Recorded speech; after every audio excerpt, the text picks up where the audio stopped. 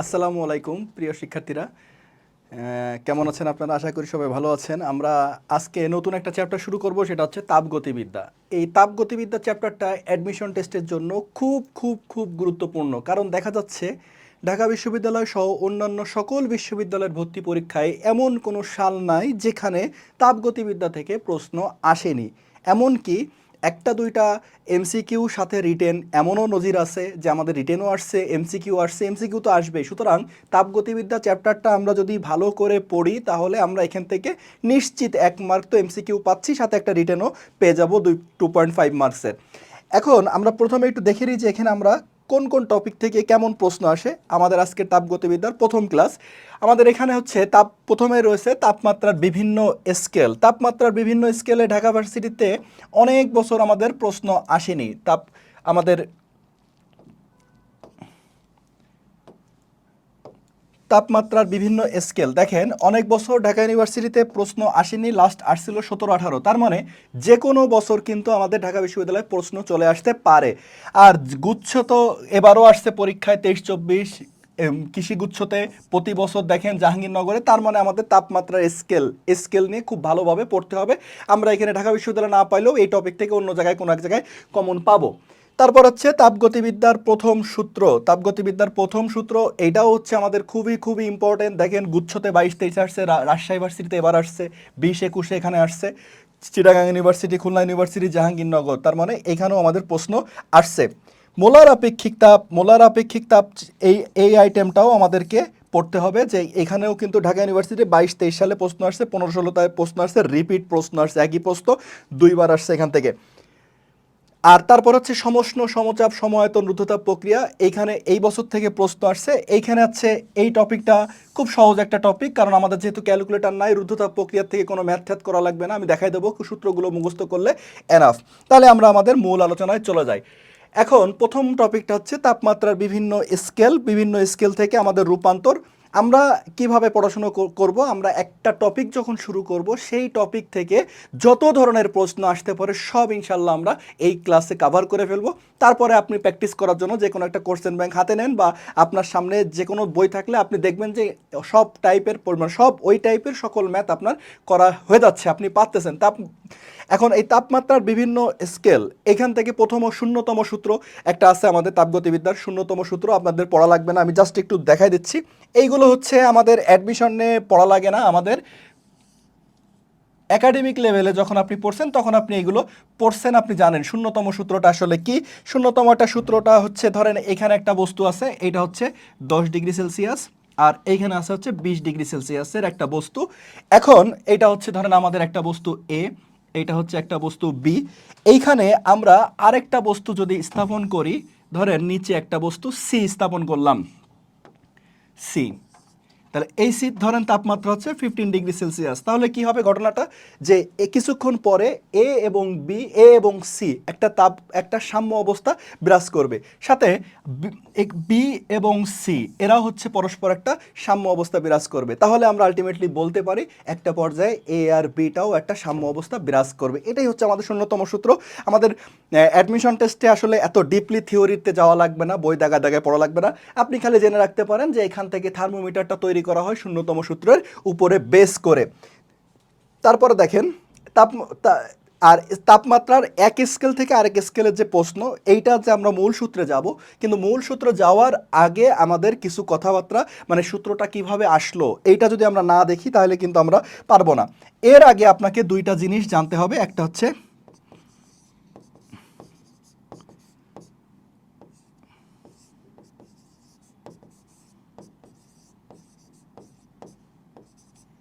তাপমিতিক পদার্থ, অথবা উষ্ণতামিতিক, যাই বলেন, অথবা উষ্ণতামিতিক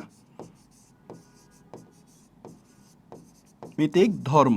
এটা আসলে কি জিনিস? উষ্ণতামিতিক ধর্ম জিনিসটা হচ্ছে, ধরেন আপনার এইখানে একটা পানি আছে, এই পানির তাপমাত্রা হচ্ছে, ধরেন আপনি জানেন কিছু একটা, ধরেন আপনি 30 ডিগ্রি সেলসিয়াস, এর মধ্যে যদি আপনি একটা থার্মোমিটারটা প্রবেশ করেন তাহলে দেখা যায় কি এই থার্মোমিটারের পারদটা উপরে ওঠা শুরু করছে। তার মানে এই থার্মোমিটারের জন্য এই পারদটা হচ্ছে উষ্ণতামিতিক ধর্ম। উষ্ণতামিতিক পদার্থ হচ্ছে কোনটা? পারদ। আর এই উষ্ণতামিতিক যে ওঠানামা এটা হচ্ছে তার ধর্ম। এখন এই উষ্ণতামিতিক ধর্মটা হচ্ছে আমাদের তাপমাত্রার সমানুপাতিক। এইটার উপরে বেস করে কিন্তু আসলে থার্মোমিটার তৈরি করা হয়েছে। বিভিন্ন ধরনের থার্মোমিটার আমরা জানি যে সেলসিয়াস, কেলভিন, ফারেনহাইট এবং এক স্কেল থেকে আরেক স্কেলে যাওয়ার যে আমাদের টেকনিকগুলো সেটা আমরা একটুখানি শর্টে দেখে রাখবো। এইগুলো আপনার যদিও কাজে লাগবে না, জাস্ট আপনি একটা ধারণা আপনি পেয়ে যাবেন।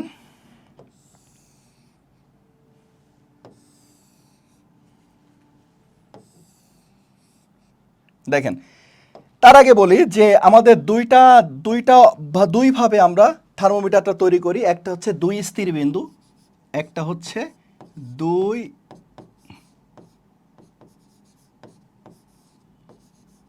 স্থির বিন্দু, আরেকটা হচ্ছে এক স্থির বিন্দু। আমরা এখন দুই স্থির বিন্দু শুরু করছি। এক স্থির বিন্দু এটা কি জিনিস? এটা হচ্ছে দুইটা স্থির বিন্দু, মানে আপনাকে দুইটা জানা মান, দুইটা মান আপনাকে জানতে হবে। এই দুইটা মান জানার উপরে বেস করে আপনার আসলে থার্মোমিটার তৈরি করতে হবে। তাহলে ধরেন সে দুইটা বিন্দু কি কি? একটা হচ্ছে আমরা যেটা বলি নিম্ন স্থির বিন্দু, নিম্ন স্থির বিন্দু, যেটাকে আমরা ধরি হচ্ছে কোনটা? বরফ, আইস, বরফ। আর একটা হচ্ছে আমাদের উচ্চ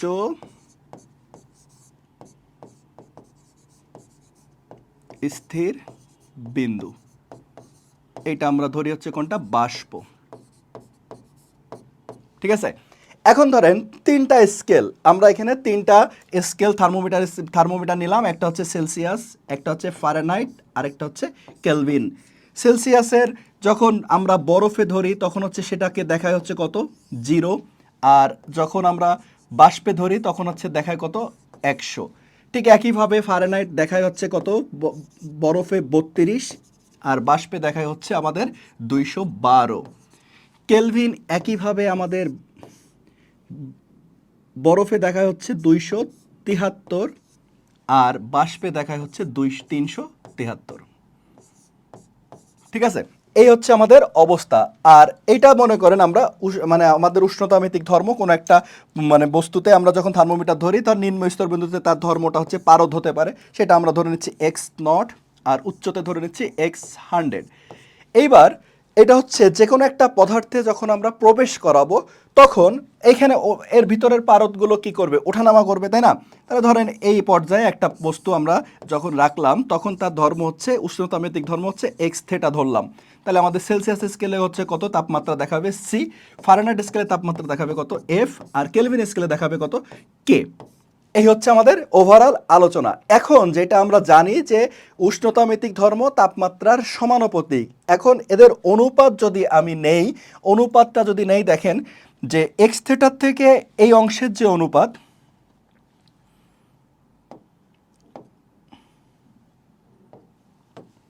এক্স থেটার থেকে আমাদের এক্স নটের অনুপাত এবং x100 থেকে এক্স নটের অনুপাত সবসময় কী হবে?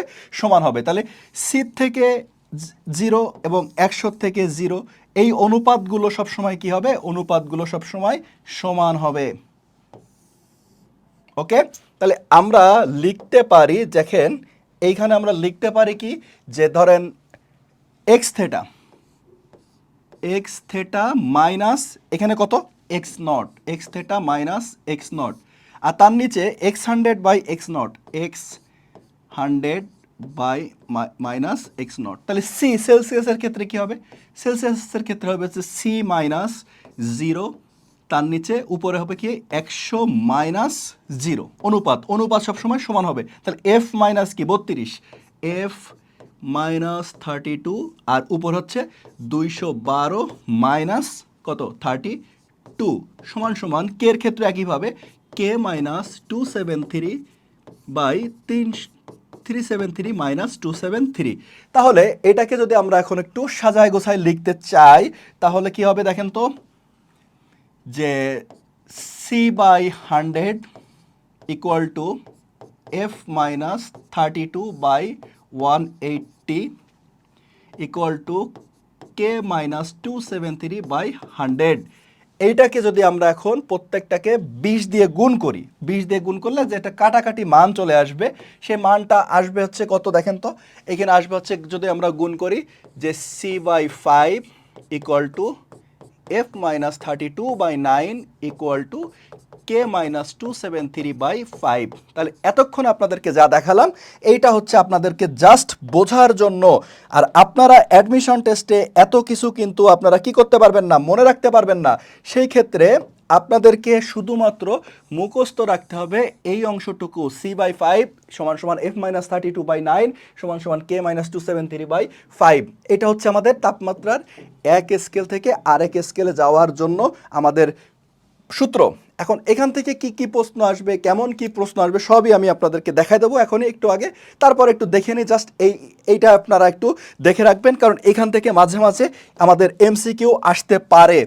সেন্টিগ্রেড, ফারেনহাইট আর কেলভিন এই তিনটা দেখলেই হচ্ছে যে এইখানে মাঝে মাঝে আপনাদেরকে প্রশ্ন আসতে পারে ভাগ সংখ্যা দিয়ে। তা আমি একটু আগেই তো দেখলাম সেলসিয়াসের ভাগ সংখ্যা কত 180, ফারেনহাইটে কত 180, আর কেলভিনে কত 180। নিম্ন স্থিরাঙ্ক, ঊর্ধ্ব স্থিরাঙ্ক এটাও আপনারা জেনে গেছেন, জাস্ট আপনারা এটা একটু নলেজে নিয়ে রাখেন। তারপরে দেখেন আপনাদের এইখানে হচ্ছে যে সূত্রটা একটু আগে প্রমাণ করলাম, সেই সূত্রটা এইখানে আপনি যে জিনিসটা মনে রাখবেন, মুখস্থ রাখবেন যে কোন তাপমাত্রায় সেলসিয়াস আর ফারেনহাইট একই মান প্রদর্শন করে -40। এটা কিন্তু বহুতবার আসছে। কোন তাপমাত্রায় ফারেনহাইট আর কেলভিন একই মান প্রদর্শন করে 574.25, এটা মুখস্থ রাখবেন। তারপর হচ্ছে দেখেন এইগুলো আপনার পড়া হয়ে গেছে, আপনাদেরকে আপনি বলে ফেলছি। এখন এইখান থেকে আমরা এখন ম্যাথে যাব, যে ম্যাথে আমাদের কি কিভাবে ম্যাথ আসতে পারে। তার আগে বলে রাখি যে আপনারা এই সূত্রটা কিন্তু সব আপনারা পড়ছেন, সব সময় পড়ছেন। তাহলে এইখান থেকে কি ম্যাথ আসতে পারে, যে আপনাকে যে ধরেন বললো যে 10 ডিগ্রি সেলসিয়াস সমান সমান কত ফারেনহাইট, আপনি কি করবেন, সির জায়গায় 10 বসাবেন, এফ এর মান পেয়ে যাচ্ছেন। 10 ফারেনহাইট সমান সমান কত সেলসিয়াস, এটাও আপনি কি করবেন যে এফ এর জায়গায় 10 বসালে সি পেয়ে যাচ্ছেন। আর সেলসিয়াস আর কেলভিন এটা তো আমরা 273 যোগ বিয়োগ করে বের করতে পারি। এই ক্ষেত্রে এইখান থেকে আপনি অবশ্যই আরেকটা সূত্র একটু মনে রাখতেই হবে। সেই সূত্রটা একটু কি দেখেন, মনে রাখার টেকনিকটা আমি আপনাদেরকে বলে দিচ্ছি। আমি বিশ্বাস করি এই সূত্র সবার মুখস্থ, c/5 f-32/9 k-273/5 সবার মুখস্থ। দেখেন এই যে 5c 9f 5k, এইটা একটু আপনি মনে রাখবেন যে 5c 9f 5k। এখন কথা হচ্ছে এরা কিন্তু আমি সমান লিখছি আপনাদেরকে বোঝানোর জন্য, সূত্রটা মনে রাখার জন্য, কিন্তু এরা কখনোই সমান না, এরা কখনোই কি না সমান না। এখন দেখেন 5c আর 5k সমান, সেলসিয়াস আর কেলভিন কি সমান না, সমান না। কিন্তু যদি আমি আপনাদেরকে বলি যে দেখেন 10 ডিগ্রি সেলসিয়াস সমান সমান কত কেলভিন, আমরা জানি অটোমেটিক্যালি 283 কেলভিন। তাহলে 0 ডিগ্রি সেলসিয়াস সমান সমান কত আমরা জানি, 0 ডিগ্রি সেলসিয়াস সমান সমান 273 কেলভিন।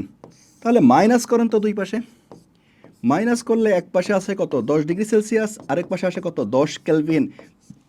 তার মানে আমরা একটা জিনিস বুঝলাম যে পার্থক্য, সেলসিয়াস আর কেলভিনের পার্থক্যটা সমান। তাহলে এই সূত্রটা কার জন্য, এই সূত্রটা হচ্ছে পার্থক্যের জন্য।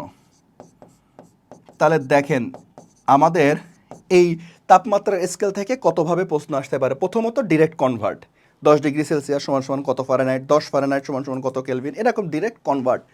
সেকেন্ড সেটা হচ্ছে পার্থক্য। এই পার্থক্য দেওয়া পরীক্ষায় থাকলে কিন্তু আমরা পরীক্ষার সময় গোলায় ফেলি। আমি যদি প্রশ্নটা একটু লিখে দিই, যে আপনাকে যদি বলা হয় যে 10 ডিগ্রি সেলসিয়াস পার্থক্য সমান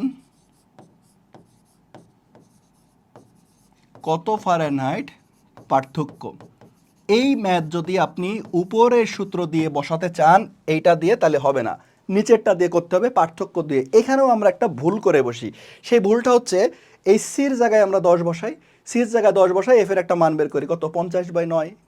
হলো না, কেন হলো না? আচ্ছা আপনি বলেন যে 5c আর 9f 5k এরা কি সমান না, এদের পার্থক্যটা সমান। কি সমান? এদের পার্থক্যটা সমান। তাহলে আমাদের এই নিয়মটা এইখানে আমাদের ঐকিক নিয়মে করতে হবে, যে 5 ডিগ্রি সেলসিয়াস পার্থক্য সমান সমান কি 9 ডিগ্রি ফারেনহাইট পার্থক্য। এক কত 9/5 আর 10 কত ইন্টু 10, প্রশ্নে যেটা থাকবে 2, তার মানে কত 18 ডিগ্রি ফারেনহাইট। ক্লিয়ার? তাহলে যদি কখনো পার্থক্য দিয়ে থাকে মানে এই টপিক থেকে তাপমাত্রার এক স্কেল থেকে আরেক স্কেল থেকে মানে এই সূত্র থেকে আমাদের তিনভাবে প্রশ্ন আসতে পারে। একটা হচ্ছে সরাসরি বললাম কনভার্ট, আরেকটা হচ্ছে পার্থক্য, আর একটু পর আরেকটা দেখতেছি। তাহলে এই পর্যন্ত আপনারা আশা করি ক্লিয়ার। এখন দেখেন রাফি ল্যাবরেটরিতে থার্মোমিটার দিয়ে তার শরীরের তাপমাত্রা দেখলো, কত দেখলো 35 ডিগ্রি সেলসিয়াস দেখলো। ডাক্তারি থার্মোমিটারে তার শরীরের তাপমাত্রা কত? ডাক্তারি থার্মোমিটার তার মানে কি চাইছে ফারেনহাইট। তাহলে দেখেন তো আমরা একটু করে ফেলি এটা, যে C/5 ইকুয়াল টু F-32/9, যত দ্রুত করা সম্ভব আপনি করবেন। তাহলে সির জায়গায় আমি কত বসাবো 35/5 F-32/9। দেখেন 5 দিয়ে কাটলে কত হয় 7, 7 আর 9 63, 63 সমান সমান F-32। তাহলে F সমান সমান কী হবে? F সমান সমান হবে হচ্ছে 63 আর 32 যোগ, তাহলে 3 আর 2 5, 6 আর 3 9, 95 ডিগ্রি ফারেনহাইট। F সমান সমান, তাহলে আমাদের নির্ণয় উত্তর হচ্ছে F সমান সমান 95 ডিগ্রি ফারেনহাইট। তাহলে এই অঙ্ক আপনাদের আর করার কোনো দরকার নাই। আপনি আশা করি কনভার্ট ইজি, সূত্র মুখস্থ মানে হচ্ছে আমি কনভার্ট এক স্কেল থেকে আরেক স্কেলে কনভার্ট পারবো। এইটা আসেন তো প্রশ্ন দেখেন তো এইটা আমরা পারি কিনা। এইটা হচ্ছে আমাদের আসার মতো একটা প্রশ্ন, সেন্টিগ্রেড স্কেলের কোন তাপমাত্রা ফারেনহাইট স্কেলের 5 গুণ, অথবা ফারেনহাইট স্কেলের কোন তাপমাত্রা সেন্টিগ্রেড স্কেলের 5 গুণ। এইরকম প্রশ্ন যে এইটা সেন্টিগ্রেড স্কেলের কোন তাপমাত্রা ফারেনহাইট স্কেলের দ্বিগুণ, ফারেনহাইট স্কেলের কোন তাপমাত্রা সেন্টিগ্রেড স্কেলের তাপমাত্রার দ্বিগুণ। তাহলে আমরা সরাসরি সূত্রে চলে যাই আবার, যে C/5 ইকুয়াল টু F-32/9। এখন এই অঙ্কে একটা ঝামেলা হচ্ছে কোথায় x আর কোথায় 5x বসাবো, এইটা নিয়ে আপনার পরীক্ষার সময় কনফিউজড হয়ে যান, তাড়াহুড়া করতে যে উল্টাটা বসায় দিয়ে অঙ্ক ভুল করে দিয়ে আসি। তাহলে দেখেন সেন্টিগ্রেড স্কেলের কোন তাপমাত্রা ফারেনহাইট স্কেলের 5 গুণ। একটু ঠান্ডা মাথায় চিন্তা করেন, আপনি বুঝতে যাচ্ছেন যে সেন্টিগ্রেড স্কেলের কোন তাপমাত্রা ফারেনহাইট স্কেলের 5 গুণ। তাহলে ফারেনহাইট স্কেলে যদি আমি x বসাই তাহলে সেন্টিগ্রেড স্কেলে কী হবে 5x, তাহলে 5 কাটাকাটি করেন তাহলে কত 5 5 কেটে গেল 9x, 9x equal to x minus 32, x এই পাশে চলে আসলো 8x সমান সমান minus 32, x equal to 4 32 minus 4। এখন দেখেন এই পর্যন্ত করার পরেও একটা ঝামেলা থেকে গেল। অপশন এতে যদি আপনার -4 থাকে আপনি তো সেটা দাগাই দিয়ে চলে আসবেন। হলো না? হলো না। কেন হলো না? খুব সাবধান। দেখেন আপনার কাছে কি চাওয়া হয়েছে, আপনাকে বলা হয়েছে সেন্টিগ্রেড স্কেলের কোন তাপমাত্রা, সেন্টিগ্রেড স্কেলের কোন তাপমাত্রা, তার মানে আপনার কাছে কিন্তু 5x চাওয়া হয়েছে। আমি তো ধরেই নিয়েছিলাম, ভালো করে আস্তে ঠান্ডা মাথা চিন্তা করেন, আমি ধরে নিয়েছিলাম সেন্টিগ্রেড স্কেলের এই তাপমাত্রাটা ফারেনহাইট স্কেলের 5 গুণ, তাই না? আমি 5xকে ধরে নিয়েছিলাম, তাহলে আপনার কাছে 5x চাইছে, x চাইনি কিন্তু, তার মানে এটার উত্তর হবে হচ্ছে -20 ডিগ্রি সেলসিয়াস। ক্লিয়ার? তাহলে যেন এই জিনিস আপনাদের আর ভুল না হয়। দুটি তাপমাত্রার পার্থক্য 25 ডিগ্রি সেলসিয়াস ফারেনহাইট স্কেলে কত ডিগ্রি বৃদ্ধি পাবে? কোনটা? C/5 F-32 না 5C সমান সমান 9F? তাহলে আমরা পরীক্ষার সময় শর্টে করব কিভাবে, যে 5 ডিগ্রি সেলসিয়াস মানে হচ্ছে কত 9 ডিগ্রি ফারেনহাইট, একের জন্য কত, একের জন্য হচ্ছে আমাদের 9/5, আর প্রশ্নে যেটা আছে 25-এর জন্য, তাহলে 25-এর জন্য কত, 25-এর জন্য হচ্ছে 9/5 ইন্টু 25, তাহলে 5 কত হয় 5 5 নং 45, 45 ডিগ্রি ফারেনহাইট। ক্লিয়ার? তাহলে দেখেন আমাদের মোটামুটি তাপমাত্রার স্কেল যতভাবে প্রশ্ন আসতে পারে আমরা কমপ্লিট করে ফেলছি, আপনার আর কোনো টেনশন নাই, এর বাদে কোনো প্রশ্ন আসবে না। দেখেন কোন তাপমাত্রায় কেলভিন এবং ফারেনহাইট স্কেলে একই মান প্রদর্শন করে, আমরা একটু আগে দেখে ফেলছি, মুখস্থ করে ফেলছি। কেলভিন স্কেলে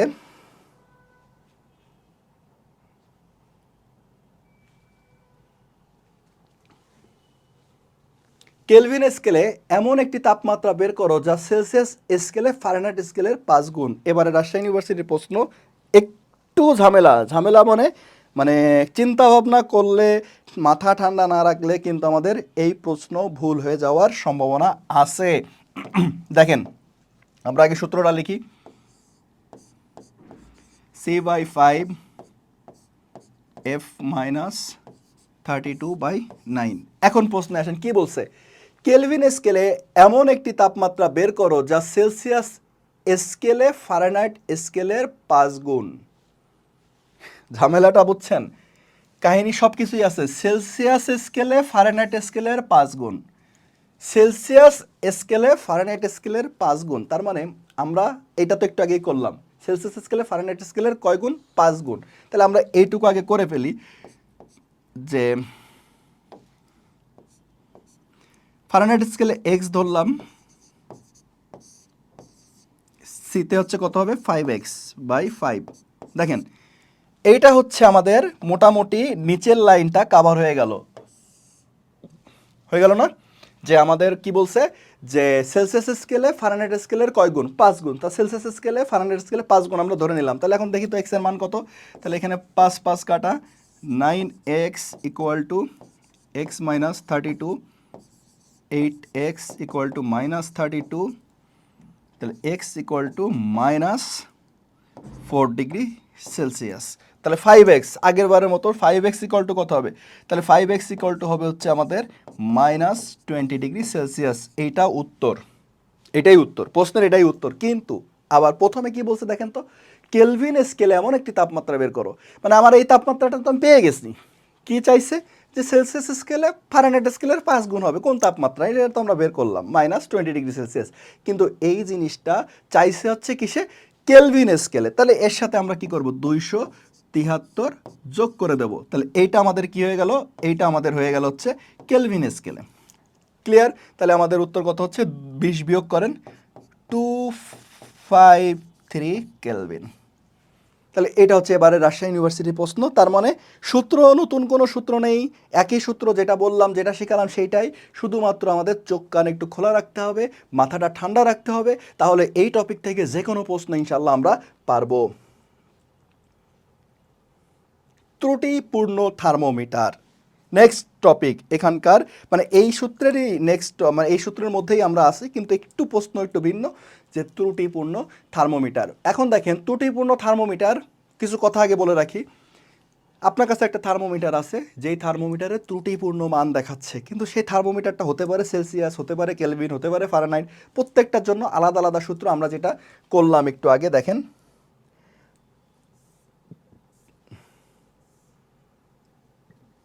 আমরা এই যে সূত্রটা করলাম এইখান থেকে বের করা যাবে, কিন্তু আমাদের পরীক্ষার সময় এত টাইম কিন্তু আমরা পাবো না।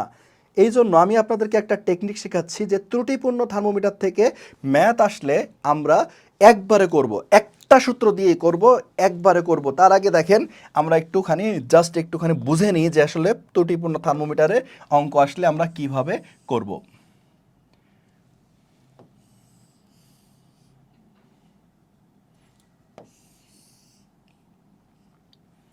ধরেন আপনার কাছে একটা থার্মোমিটার আছে, যেটা হচ্ছে ত্রুটিযুক্ত, ভুলভাল মান দেখাচ্ছে। এই থার্মোমিটারটাকে আপনি এই রুমের মধ্যে নিয়ে আসবেন। এই রুমের তাপমাত্রা আমি আগে থেকেই জানি যে এইটা তাপমাত্রা হচ্ছে 0 ডিগ্রি সেলসিয়াস। এই থার্মোমিটারটা আমি কোথায় নিয়ে আসলাম? আমার 0 ডিগ্রি সেলসিয়াস তাপমাত্রা রুমে কত দেখায় সেই মানটা আমরা দেখব, x0। এই রুমের তাপমাত্রা আমি আগে থেকেই জানি, এই রুমের তাপমাত্রা 100 ডিগ্রি সেলসিয়াস। তাহলে আমরা কি করব? এই থার্মোমিটারটাকে আবার এই রুমে এনে দেখব যে আসলে আমাদের মান দেখাচ্ছে কত। তাহলে দেখব যে আমাদের মান হচ্ছে x100, যে মানটা দেখায় সেটা কালেক্ট করলাম।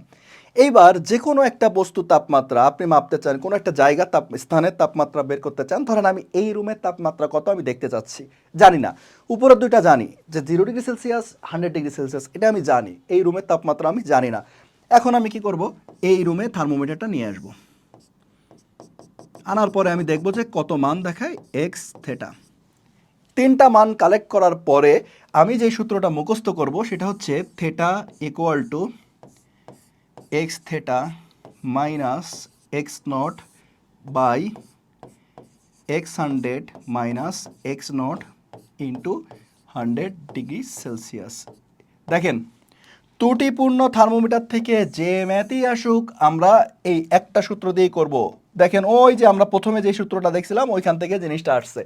এখন এইটা হচ্ছে আমরা যেটা বলতেছিলাম, ফারেনহাইট আসুক, ফারেনহাইট থার্মোমিটার আসুক, কেলভিন আসুক, রোদ থার্মোমিটার যাই আসুক আপনি এই সূত্রতে করতে পারবেন। সেক্ষেত্রে মাথায় কিছু জিনিস রাখতে হবে, কিছু না জাস্ট অল্প কিছু, যে আপনার পরিচয়, যে থেটাটা কি আসলে।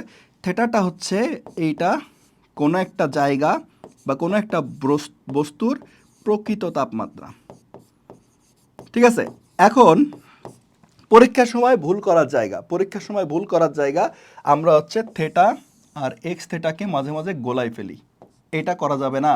থেটাটা হচ্ছে প্রকৃত তাপমাত্রায় ওই থার্মোমিটারটা যেই পার্টটা দিবে সেটা হচ্ছে আমাদের এক্স থেটা। তাহলে আমাদের এটা হচ্ছে কি বলেন, এক্স থেটাটা হচ্ছে কোনো একটা জায়গায়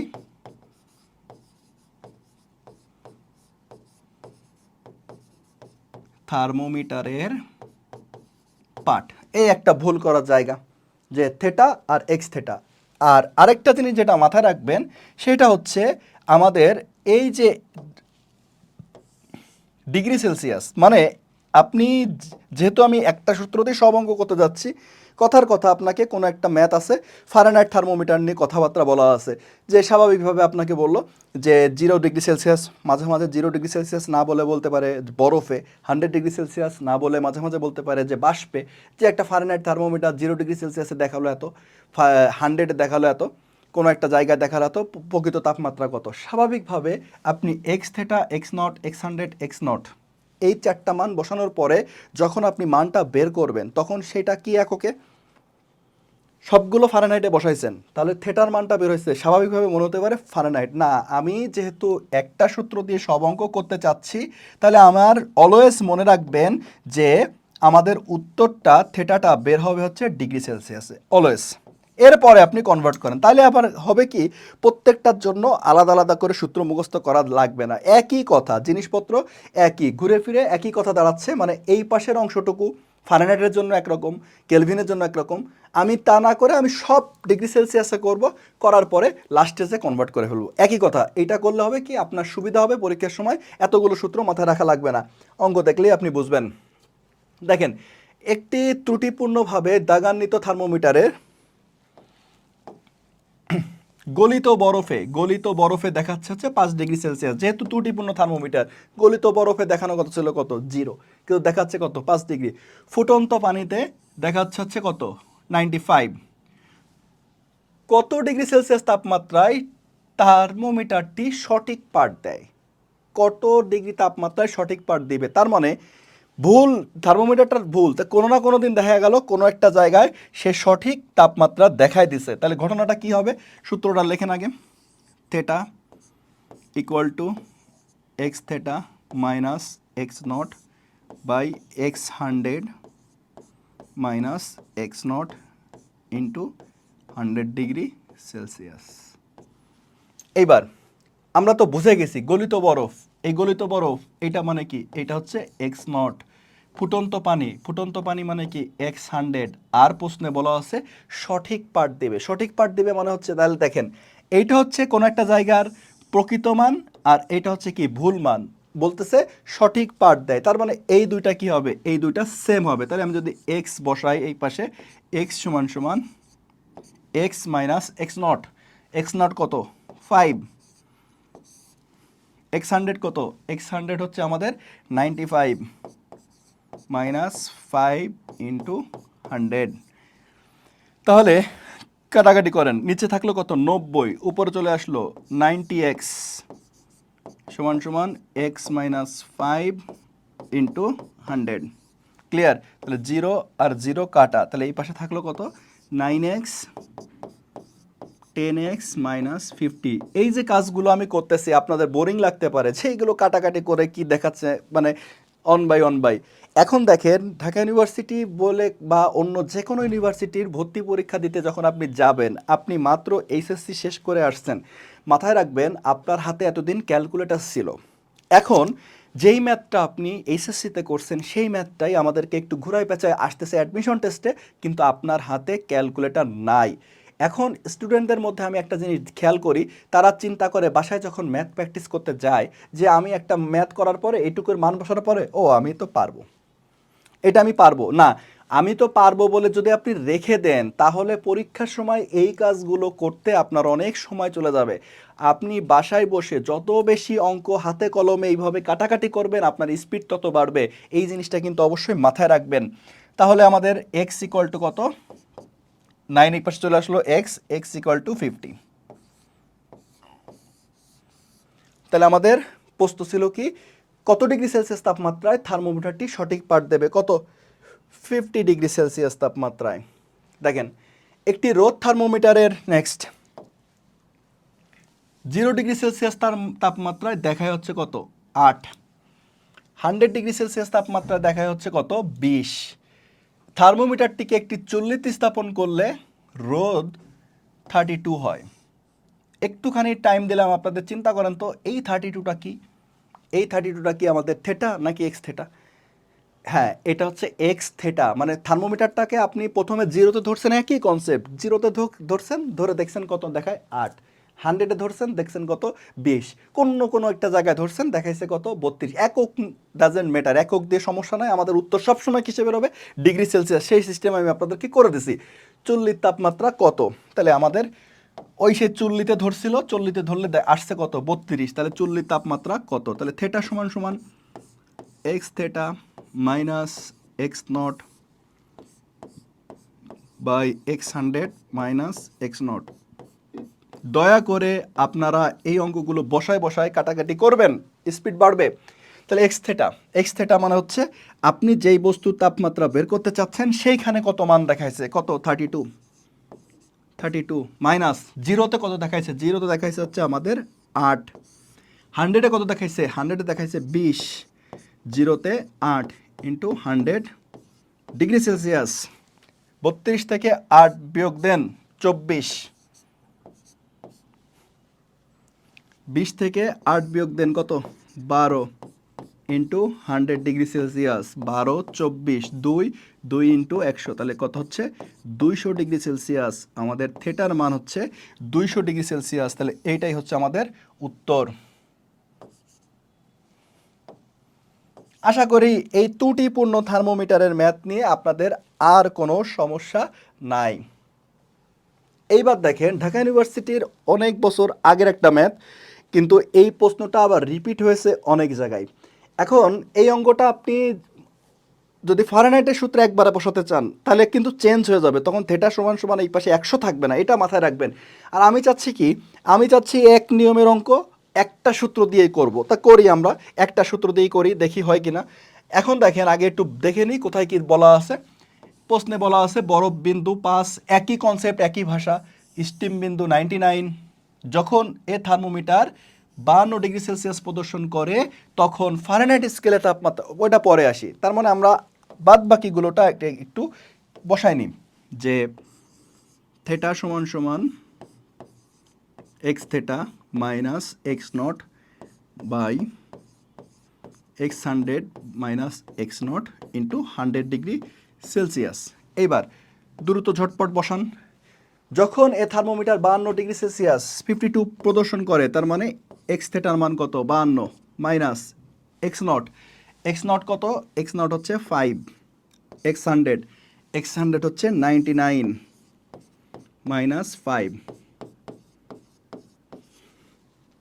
52 থেকে 5 বিয়োগ দিলে কত হয় 47, 99 থেকে 5 দিলে 94 ইন্টু 100। এই পর্যন্ত করে অনেকে বলবে যে হাই কাটাকাটি তো করতে পারতেছি না, কারণ আমাদের তো ক্যালকুলেটর নিয়ে অভ্যাস।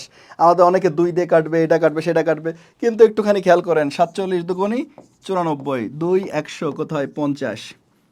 যেটা আমি বলতেছিলাম যে একটা সূত্র দিয়ে অঙ্ক করার একটু অসুবিধা হচ্ছে, আমাদের এককটা সবসময় মানে যে তাপমাত্রাটা আপনি বের করছেন 50 ডিগ্রি সেলসিয়াসে, কিন্তু আপনার কনসেপ্ট যদি ক্লিয়ার থাকে, বেসিক যদি ঠিক থাকে, এর পরের অংশ কোনো ব্যাপার না।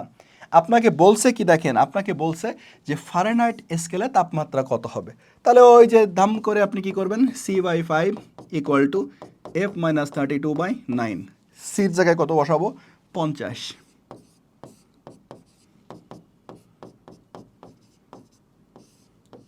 কাটাকাটি করেন, 10, 90, 90 আর দ্রুত ফাস্ট, 5 দিয়ে কাটলাম 10, 90, 90 আর 32 যোগ করলে কত হয়? 122 ডিগ্রি ফারেনহাইট। তাহলে আমাদের উত্তর কত? 122 ডিগ্রি ফারেনহাইট। ক্লিয়ার?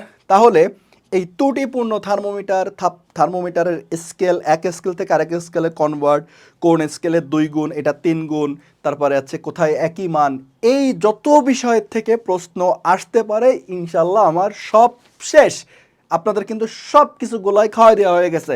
আপনাদের এর বাইরে আর কোনো প্রশ্ন আপনার এই টপিক থেকে আসতে পারবে না। তাহলে আশা করি এই টপিক থেকে আপনারা 100% ক্লিয়ার।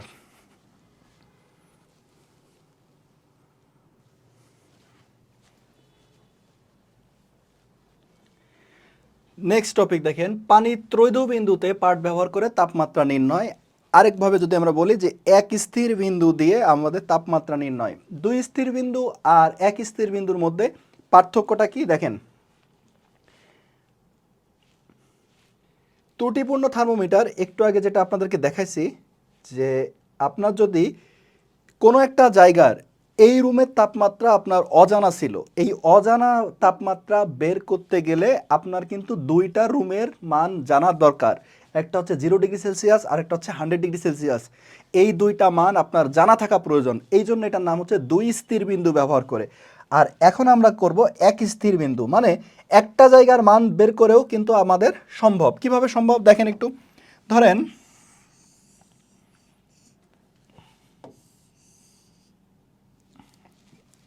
এইখানে পানি আছে, এই পানির তাপমাত্রা আমরা জানি যে ধরেন হচ্ছে আমাদের 40 ডিগ্রি সেলসিয়াস।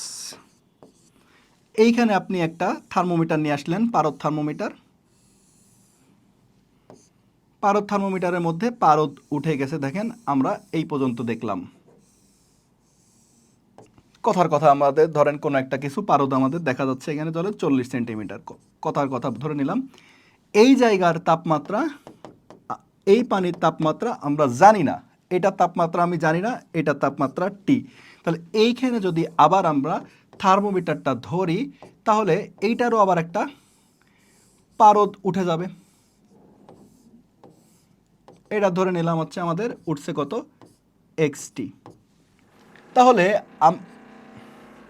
আমরা যেটা জানি এই যে পারদ, তাহলে 40 ডিগ্রি তাপমাত্রায় আমাদের পানির একটা মানে পারদের একটা উচ্চতা পাইলাম, আর অজানা তাপমাত্রারও একটা উচ্চতা পাইলাম। তা আমরা জানি উষ্ণতামিতিক ধর্ম, উষ্ণতামিতিক ধর্ম হচ্ছে তাপমাত্রার সমানুপাতিক। তাপমাত্রা বাড়লে ধর্মটাও মানে নিয়মিতভাবে পরিলক্ষিত হয়। তাহলে এটাকে আমরা লিখতে পারি যে এক্স বাই টি সমান সমান কি কে। তার মানে x1 বাই t1 সমান সমান কি লিখতে পারি? x2 by t2। তাহলে এইটাকে যদি আমি 1 ধরি আর এইটাকে যদি আমি 2 ধরি তাহলে আমাদের দেখেন এখন এইটা হচ্ছে আমাদের 40 ডিগ্রি সেলসিয়াস তাপমাত্রায় আমি আপনাদেরকে বোঝানোর জন্য আমরা করছিলাম, কিন্তু এইটা আসলে 40 ডিগ্রি সেলসিয়াস হলে হবে না। কি কেন? এইটা আমাদেরকে বলা হয়েছে যে একটা স্থির বিন্দু যেটা আপনাকে জানতে হবে, সেই জানা মানটা হচ্ছে পানির ত্রৈধ বিন্দু। তাহলে এইটা তাপমাত্রা, এইটা আসলে কি? এইটা আসলে পানির ত্রৈধ বিন্দু তাপমাত্রা। তাহলে আপনি যেটা জানি আমরা, সে পানির ত্রৈধ বিন্দু তাপমাত্রা আমরা জানি, তাহলে সেইটা 273.16। তাহলে দেখেন এখন এই পাশেরটা যদি আমরা 1 ধরি তাহলে এক্স, তাহলে এই এক্সটা কি? এই এক্সটা হচ্ছে পানির ত্রৈধ বিন্দুর যে উচ্চতা বা উষ্ণতামিতিক ধর্ম, আর তাপমাত্রাটা কি? তাপমাত্রাটা হচ্ছে পানির ত্রৈধ বিন্দুর। আর এক্স টুটা হচ্ছে আমাদের বের করতে হবে, যেটা আমরা মানে যেই বস্তুর তাপমাত্রা বের করবেন সেইখানে যত দেখায়, আর এই টিটা আমাদেরকে বের করতে হবে। তাহলে আমাদের আলটিমেটলি কি দাঁড়াচ্ছে? টি সমান সমান দেখেন তো ক্রস গুণ করলে এক্স বাই এক্স টিপি ইন্টু টি টিপি ট্রিপল পয়েন্ট। এইটা হচ্ছে আমাদের সূত্র দাঁড়ালো। তাহলে এই সূত্র ইউজ করলে আপনার একটা জায়গা মানে পানি ত্রৈধ বিন্দুর তাপমাত্রায় কত মান দেখায়, এই একটা মান দিয়ে কিন্তু আপনি কোনো একটা জায়গার যে কোনো জায়গার তাপমাত্রা বের করতে পারবেন। এখন দেখেন কেমন প্রশ্ন এখান থেকে আসতে পারে, যে একটি স্থির আয়তন গ্যাস থার্মোমিটার পানির ত্রয়োদ বিন্দুতে চাপ কত 20, শুষ্ক বরফের তাপমাত্রা কত। দেখেন উষ্ণতামিতিক ধর্ম যে আমাদের সবসময় পারদ হবে, উচ্চতা হবে তা না। উষ্ণতামিতিক ধর্ম আমাদের চাপ হতে পারে, আয়তন হতে পারে, তাপমাত্রা হতে পারে, রোধ হতে পারে, ওহম হতে পারে, যে কোনো কিছু হতে পারে। তাহলে এখানে আমরা কিন্তু বুঝে গেছি প্রশ্নটা একটু আবার একটু ক্লিয়ার হয়ে যান, যে কোনো একটা থার্মোমিটার পানির তৈলবিন্দুতে চাপ দেখাচ্ছে এত, শুষ্ক বরফে চাপ এত হলে ওই শুষ্ক বস্তুর তাপমাত্রা কত। তাহলে আমরা যেটা তাপমাত্রা সূত্র দেখলাম যে টি সমান সমান এক্স বাই এক্স টি আর পানির তৈলবিন্দু তাপমাত্রা তো আমরা জানি, একবারে বসাই দিলাম 273.16। এখন এক্স আর এক্স টিপিটা কি? এক্সটা হচ্ছে যেই বস্তুর তাপমাত্রা বের করবেন সেখানকার উষ্ণতামিতিক ধর্ম, আর এক্স টিপিটা হচ্ছে পানির ত্রয়োদ বিন্দুতে। তাহলে এখানে দেখেন পানির ত্রয়োদ বিন্দুতে চাপ দেখাচ্ছে কত 20, তাহলে এখানে হচ্ছে আমাদের 20। আর যেখানকার তাপমাত্রা আপনি বের করতে চাচ্ছেন সেইখানে চাপ দেখাচ্ছে কত, সেইখানে চাপ দেখাচ্ছে হচ্ছে 10 ইন্টু 273.16। এবং এইটার একক কিন্তু কিসে বের হবে বলেন, এটার একক অলওয়েজ কিসে, কেলভিন। তাহলে 2, তাহলে আমাদের 10/20 কাটলে কত 2। এখন জাস্ট আমরা কি করব 273.16, কারণ আমাদের অ্যাডমিশন টেস্টে এক্স্যাক্ট উত্তরটা আমাদেরকে বের করতে হবে। তাহলে ভাগ করেন 2 7, যদি একবারে পারেন তাহলে ভালো, 3 দুগুণে 6 13, আমি জাস্ট ভেঙে ভেঙে দেখাচ্ছি, 6 দুগুণে 12, 1 পয়েন্ট, 5 দুগুণে 10, 8। তাহলে আমাদের টি সমান সমান কত দাঁড়ালো 136.58 কেলভিন। এটাই হচ্ছে আমাদের কাঙ্ক্ষিত উত্তর। তাহলে আমরা শিখে ফেললাম যে পানির তৈলবিন্দু বা এক স্থির বিন্দু নীতি ব্যবহার করে আমাদের কোনো একটা জায়গার অজানা তাপমাত্রা বের করা। প্রকৃতিতে তাপমাত্রা নামক তাপগতীয় চলরাশির পরিচয় পাওয়া যায় কোন সূত্র থেকে? আমি আপনাকে প্রথমেই বলছিলাম যে থার্মোমিটারটা তৈরি করা হয়েছে কোন সূত্র দিয়ে, বল শূন্যতম সূত্র দিয়ে। এরপরে হচ্ছে আমাদের মূল যে এই অধ্যায়ের সব থেকে ইম্পর্টেন্ট একটা টপিক, সেটা হচ্ছে তাপগতিবিদ্যার প্রথম সূত্র। প্রথম সূত্রটা একদম সহজ, ছোট্ট একটা সূত্র, কিন্তু এইখানে আবার একটা ঝামেলা আছে। ঝামেলাটা একটু দেখে আসি, যে আমাদের তাপগতিবিদ্যার প্রথম সূত্রটা হচ্ছে যে ডিকিউ সমান সমান ডিইউ প্লাস ডিডাব্লিউ। এইটা আমরা কম বেশি সবাই জানি যে ডিকিউ সমান সমান ডিইউ প্লাস ডিডাব্লিউ। ডিকিউটা হচ্ছে কি? ডিকিউটা হচ্ছে আমাদের তাপ শক্তির পরিমাণ আর পরিবর্তন, আর ডিইউটা হচ্ছে কি অন্তস্থ শক্তির পরিবর্তন, ডিডাব্লিউটা হচ্ছে আমাদের কাজ। এখন এইখানে সমস্যাটা হচ্ছে, ধরেন আপনি অঙ্ক একটা আসলো, সাথে সাথে আপনি মান বসাই দিলেন, আপনার অঙ্ক কিন্তু হবে না, কারণ আমাদের এখানে একটা চিহ্নের একটা ঝামেলা আছে। সেটা হচ্ছে যে কোনো একটা সিস্টেম যদি তাপ শোষণ করে তাহলে ডিকিউ কি হবে? ডিকিউ হচ্ছে প্লাস, বা সরবরাহ করা হয় বা শোষণ। লিখে রাখতে পারেন যে আমাদের কোনো একটা সিস্টেম যদি তাপ শোষণ করে তাহলে সেখানে ডিকিউ কি হবে? প্লাস। আর যদি সিস্টেম তাপ হারায় বা তাপ বর্জন করে তাহলে আমাদের ডিকিউ হবে মাইনাস। ঠিক একইভাবে যদি অন্তস্থ শক্তি যদি বৃদ্ধি পায় তাহলে কি হবে? ডিইউ হবে প্লাস। যদি অন্তস্থ শক্তি হ্রাস পায় তাহলে আমাদের ডিইউ হবে হচ্ছে মাইনাস। সিস্টেম যদি নিজে কাজ করে তাহলে ডিডাব্লিউ কি হবে? প্লাস। আর সিস্টেমের উপর যদি কাজ করা হয় তাহলে ডিডাব্লিউ হবে মাইনাস।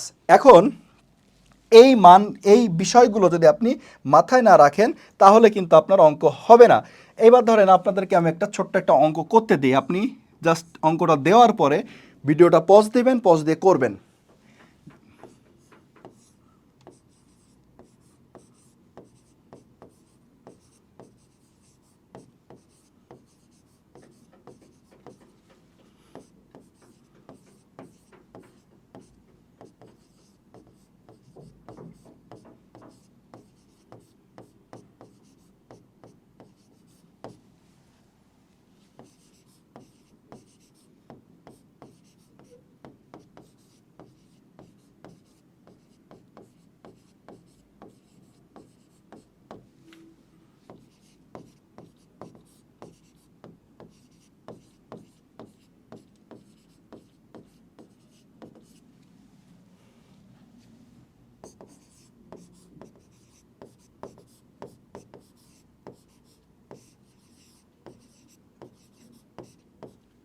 অঙ্ক দেওয়া শেষ, আপনি পজ দেন, ভিডিওটা পজ দিয়ে কি করবেন, অঙ্কটা করবেন। আমি 100% শিওর যারা এই ক্লাস করতেছেন তার 99% অঙ্ক স্টুডেন্টরা এই অঙ্কটা ভুল করবে। এখন দেখেন আমি অঙ্কটা পজ সরায় আপনি অঙ্কটা মিলাই নেন। দেখেন ডি কিউ সমান সমান কি, ডি কিউ সমান সমান D U plus DW.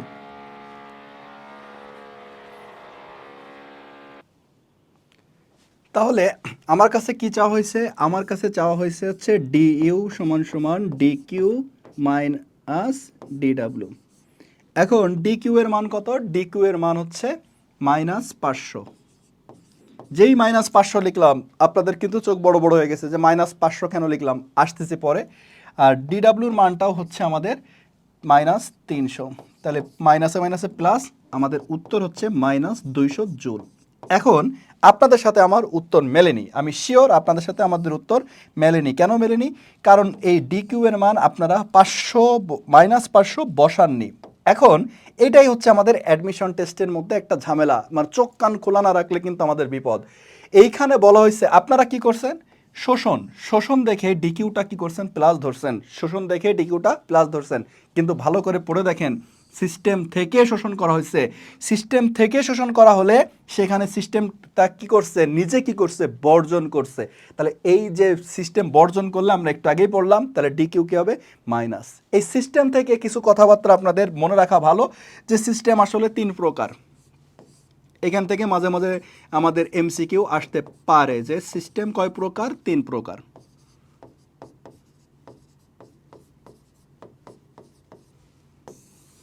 Number 1 উন্মুক্ত,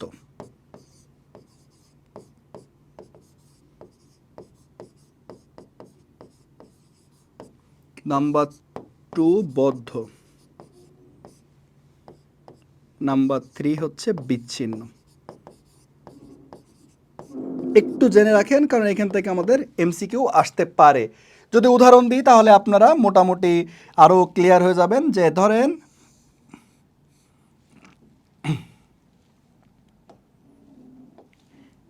চুলার উপরে আপনি একটা পাত্রে ধরেন হচ্ছে কি করতেছেন, পানি গরম করতেছেন। চুলার উপরে একটা পাত্রে পানি গরম করতেছেন, তাহলে এই যে পাত্রটা এইটা হচ্ছে উন্মুক্ত সিস্টেম। উন্মুক্ত সিস্টেমটার বৈশিষ্ট্য হচ্ছে দেখেন আপনি এইখানে তাপ দিচ্ছেন, সে তাপ গ্রহণ করতে পারতেছে। ইচ্ছা করলে আপনি উপর থেকে কি করলেন, উপর থেকে আবার পানি ঢালতে পারেন, আবার এখান থেকে পানি বের করে নিতে পারেন, এখান থেকে ইচ্ছা করলে পানি বের করে নিতে পারেন। তার মানে উন্মুক্ত সিস্টেমটাই হচ্ছে আমাদের ভর এবং শক্তি দুইটাই পরিবর্তন করা যাবে, ভর এবং পরিবর্তন দুইটাই পরিবর্তন করা যাবে। এই সিস্টেমটাকে যদি পানির পাত্রটাকে যদি আপনি একটা ঢেকে দেন, ঢাকনা দিয়ে ঢেকে দেন, তাহলে এইটা হয়ে গেল বদ্ধ সিস্টেম। এখন দেখেন মনে রাখবেন, উদাহরণ দিয়ে মনে রাখলে আপনি পরীক্ষার সময় ক্লিয়ার মনে পড়বে যে আমাদের এখান থেকে প্রশ্ন আসে এই সিস্টেমে কোনটা আদান প্রদান করা যাবে, কোনটা আদান প্রদান করা যাবে না। তাহলে আমাদের পাত্রটাকে যখন আমি একটা ঢাকনা দিয়ে ঢেকে দিলাম, আমি কিন্তু কোনো পানি উপর থেকে আর ঢালতে পারতেছি না বা এখান থেকে পানি বের করতে পারতেছি না, কিন্তু আমি তাপ শক্তি ঠিকই দিতে পারছি, পানি তাপ নিচ্ছে। তাহলে আমরা বলতে পারি বদ্ধ সিস্টেমে আমাদের আদান প্রদান করা যাচ্ছে কোনটা, শক্তি, কিন্তু আমাদের ভরের কোনো আদান প্রদান হচ্ছে না। এই পুরো যদি আমাদের পাত্রটাকে এখন আমরা একটা তাপ কুপরিবাহী পদার্থ দিয়ে আটকায় দিই, তাহলে সেটা হয়ে যাবে হচ্ছে বিচ্ছিন্ন। সেটা কি হয়ে যাবে, সেটা হবে আমাদের বিচ্ছিন্ন সিস্টেম। তাহলে দেখেন এখানে আপনার তাপ দিয়েও লাভ নেই, কারণ পানিটা কি করবে না, তাপ নিতে পারবে না, কোনো শক্তির আদান প্রদান হচ্ছে না, উপর থেকে কোনো প্রশ্নই ওঠে না কোনো পানি ঢালা বা পানি বের করে ফেলা। তাহলে বিচ্ছিন্ন সিস্টেমে কি হবে, বিচ্ছিন্ন সিস্টেমে ভর এবং শক্তি কোনোটারই আদান প্রদান করা সম্ভব না। তাহলে এই হচ্ছে আমাদের মোটামুটি তাপগতিবিদ্যার প্রথম সূত্রের প্রথম অংশ, একদম সহজ যেই পার্টটা, যে সেখানে আমাদের একটা ডিকিউ এর মান থাকবে, ডিইউ এর মান থাকবে, ডিডাব্লিউ বের করতে হবে বা ডিডাব্লিউ ভেঙে দিলে ডিকিউ বের করতে হবে। এখন এইগুলোকে ভাঙলে কি কি হয় সেইগুলো আমাদেরকে একটু জেনে রাখতে হবে, কিভাবে হয় সেগুলো আমরা পরে আসতেছি, জাস্ট আপাতত একটু দেখে রাখি। ডিকিউকে ভাঙলে আমরা পাই এন সিপি ডিটি। আমরা কিভাবে আসে একটু পরে দেখতেছি যখন আমরা সিপির পার্টে যাচ্ছি। ডিইউ অন্তস্থ শক্তি, এটাকে ভাঙলে আমরা পাই এন সিভি ডিটি। আর ডিডাব্লিউটাকে ভাঙলে আমরা কি পাই, ডিডাব্লিউকে আমরা ভাঙলে পাই পিডিভি। পিডিভি, পিটা হচ্ছে আমাদের কি, পিটা হচ্ছে চাপ আর ডিভিটা হচ্ছে আয়তনের পরিবর্তন। এখন এই বিষয়গুলো উপরে বেস করে আমাদের কিছু অঙ্ক করা লাগতে পারে। যখন অলরেডি আমি এটা করে ফেলছি যে সিস্টেম থেকে 293, এখন আপনাদের কোনো সমস্যা হওয়ার কথা না। দেখেন, সিস্টেম থেকে 293 জুল তাপ শোষণ করা হয়, সিস্টেমের উপর 214 জুল কার্য সম্পাদন করা হয়, অভ্যন্তরীণ শক্তির মান কত? ক্লিয়ার আপনারা? এখানে সিস্টেম থেকে শোষণ করা হয়েছে, তাহলে ডিকিউ সিস্টেম নিজে কি করছে, বর্জন করছে, তার মানে এখানে 293 জুল। সিস্টেমের উপর কার্য সম্পাদন করা হয়েছে, তাহলে সিস্টেমের উপর, তাহলে ডিডাব্লিউ আমাদের কি হবে, ডিডাব্লিউ হবে হচ্ছে আমাদের -214 জুল। তাহলে আমাদের ডিইউ কত? তাহলে ডিইউ সমান সমান কি হবে, DQ minus DW, DQ minus DW. তাহলে ডিকিউ এর মান হচ্ছে আমাদের -293 -214। তাহলে 293 থেকে 214 বিয়োগ দেন। দেখেন আমি কিন্তু সব সময় যোগ বিয়োগ খেয়াল করবেন, ক্লাসে করানোর সময় ডান সাইডে এইভাবে দেখাই দেই, কারণ পরীক্ষার সময় আপনারা তাড়াহুড়া করতে যে ছোট্ট একটা যোগ বিয়োগ ভুল করলেই কিন্তু আমার অঙ্ক শেষ। তাহলে কত হচ্ছে, 9 হাতে থাকে 1 2 7, তাহলে আমাদের ডিইউ সমান সমান -79 জুল। তাহলে আশা করি মাইনাস প্লাস দিয়ে কোনো অঙ্কে আপনাদের আর সমস্যা হওয়ার কথা না। স্বাভাবিক তাপমাত্রা ও চাপে 1 মোল আদর্শ গ্যাসের তাপমাত্রা 1 কেলভিন বাড়ালে যে কাজ সম্পন্ন করে তার পরিমাণ নির্ণয় করো। দেখেন, পরীক্ষার সময় হুট করে এইরকম ম্যাথ চলে আসলে কিন্তু আমরা একটু পেঁপাচাকা খেয়ে যাই যে এখানে আসলে কি বলতে চাচ্ছে। 1 মোল এন দেওয়া আছে, তাপমাত্রা ডিটি দেওয়া আছে, তাহলে আমাদের কাজ তাহলে আমরা এইমাত্র শিখলাম ডিডাব্লিউ সমান সমান কি, ডিডাব্লিউ সমান সমান আমরা শিখলাম পি ডিভি। তাহলে এখন আমাদের পিডিভি তো আমাদের এখানে পাচ্ছি না, 1 মোল আদর্শ গ্যাসের এন আসছে, তাপমাত্রা বৃদ্ধি আসছে, কিভাবে আসলো? তাহলে দেখেন আমরা কিন্তু আগেও পড়ছি, ছোটবেলায় পড়ছি পিভি সমান সমান কি, এনআরটি। তাহলে আমাদের পিডিভি সমান সমান আমরা কি বলতে পারি, এন আর ডিটি। তাহলে একইভাবে আমরা এখানে বসাই দিই এন আর ডিটি। এইবার দেখেন আপনার কাছে মান চলে আসছে সব। তাহলে আমাদের এখানে 1 মোল আদর্শ গ্যাস, তাহলে এন এর জন্য 1, আর এর মান আমরা জানি 8. ডিটি হচ্ছে 1 কেলভিন বৃদ্ধি, 1 কেলভিন বাড়ালে। এইখানে আবার একটা কথা আছে, কথাটা হচ্ছে এই কেলভিনটাকে আমরা সেলসিয়াসে নিয়ে যাব কি না। এখন আবার একটু প্রিভিয়াস আপনারা একটু যেটা কনভার্ট করলাম দেখেন তো মনে পড়ে কিনা, 5C সমান সমান 9F সমান সমান 5K। এইখান থেকে আমাদের যে জিনিসটা সি এবং কে এর পার্থক্যটা কিন্তু সমান, মনে আছে? সেলসিয়াস এবং কেলভিনের পার্থক্যটা কি সমান, তাহলে আমাদের সেলসিয়াস আর কেলভিন এখানে নিয়ে কোনো সমস্যা থাকার কথা না। আরেকটা জিনিস আপনাদেরকে একটু মনে করাই দিই, জাস্ট আপনারা একটু সাইডে একটা নোট লিখে রাখেন, যে কোনো সূত্রের মধ্যে থেটা যদি থাকে তাহলে সেখানে আপনি ডিগ্রি সেলসিয়াস বসাতে বাধ্য। যে কোনো সূত্রের মধ্যে যদি থেটা থাকে তাহলে সেখানে আপনি ডিগ্রি সেলসিয়াস বসাতে বাধ্য। যে কোনো সূত্রের মধ্যে যদি ক্যাপিটাল টি থাকে তাহলে সেইখানে আপনি কেলভিন বসাতে বাধ্য। ক্লিয়ার? আর পার্থক্য থাকলে সেলসিয়াস আর কেলভিন ডাজেন্ট ম্যাটার।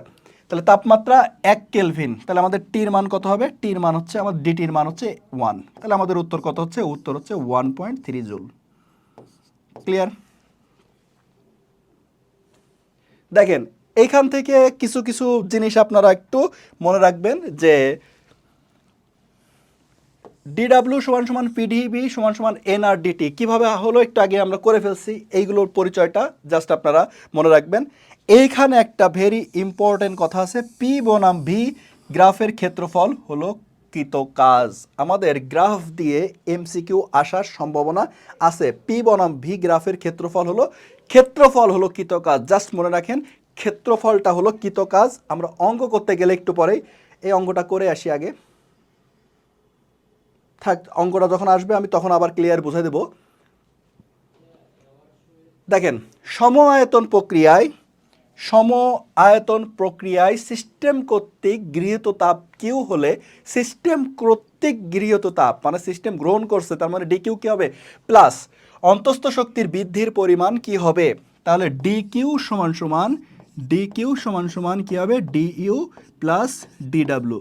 এখন হুট করে আপনার মনে হতে পারে যে ডি ডাব্লিউর মান তো এখানে নাই, তাই না? তাহলে ডি ডাব্লিউ ভাঙলে কি পাওয়া যায়? ডি ডাব্লিউ ভাঙলে প্রথমত পাওয়া যায় পিডিভি। এখন দেখেন এইখানে একটা কথা বলা আছে, সেটা হচ্ছে সম আয়তন প্রক্রিয়া। সম আয়তন প্রক্রিয়া মানে কি? সম আয়তন প্রক্রিয়া মানে হচ্ছে আমাদের ডিভি আয়তনের কোনো পরিবর্তন হয়নি। তাহলে ডিভির মান কত? ডিভির মান হচ্ছে আমাদের 0। তাহলে আমাদের টোটাল ডিডাব্লিউর মানটা কত? 0। তাহলে আমরা বলতে পারি যে ডি কিউ সমান সমান ডি ইউ। তাহলে ডি কিউ এর মান প্লাস না মাইনাস? যেহেতু অপশনে আমাদের প্লাসও আছে মাইনাসও আছে, তাহলে আমাদের সাবধান, সিস্টেম কর্তৃক গৃহীত তাপ মানে সিস্টেম গ্রহণ করছে, সিস্টেম গ্রহণ করলে ডি কিউ কী হবে? প্লাস। তাহলে ডি ইউ হবে হচ্ছে আমাদের plus Q.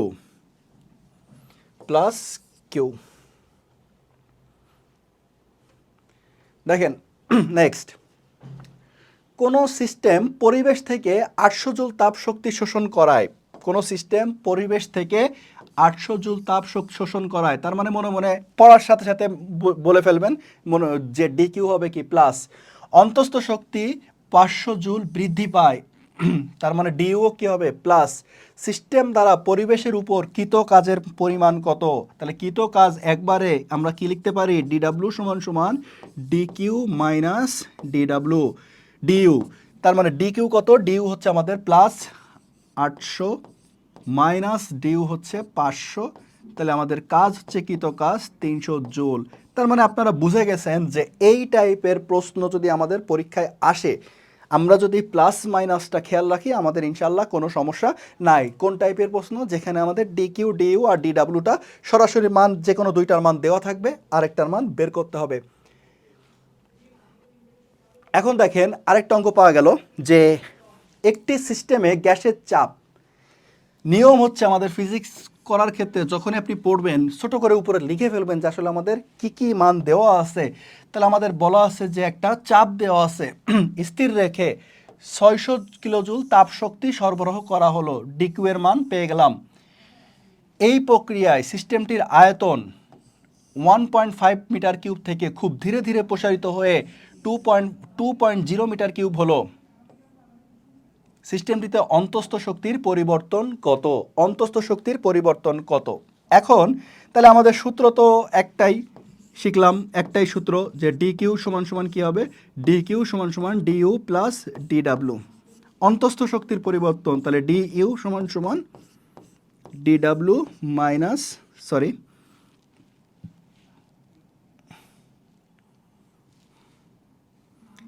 D Q minus D W.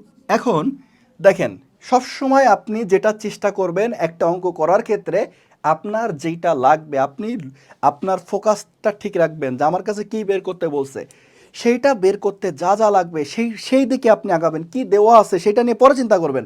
আমার দরকার ডিইউ, আর ডিইউ বের করতে এখন দরকার কি? D Q minus D W. তাহলে ডি কিউ তো আমি দেখতে পাচ্ছি যে এখানে চলেই আসছে, ডি কিউ মান পাওয়া গেছে, খালি একটু প্লাস মাইনাস দেখবেন যে তাপ শক্তি সরবরাহ করা হলো মানে সিস্টেম কি করছে?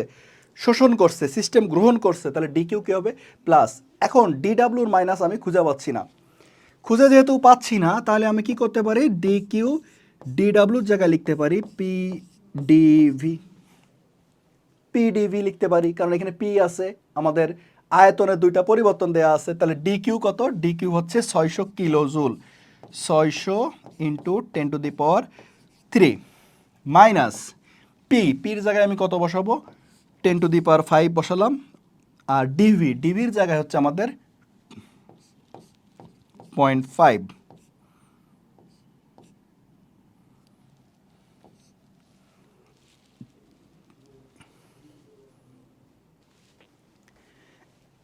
এখন দেখেন এই পর্যন্ত করার পর আমাদের উত্তরটা বের করাটা কিন্তু একটু টাফ হয়ে যাবে অনেকের পক্ষে, যেহেতু আমাদের হাতে কি ক্যালকুলেটর নাই।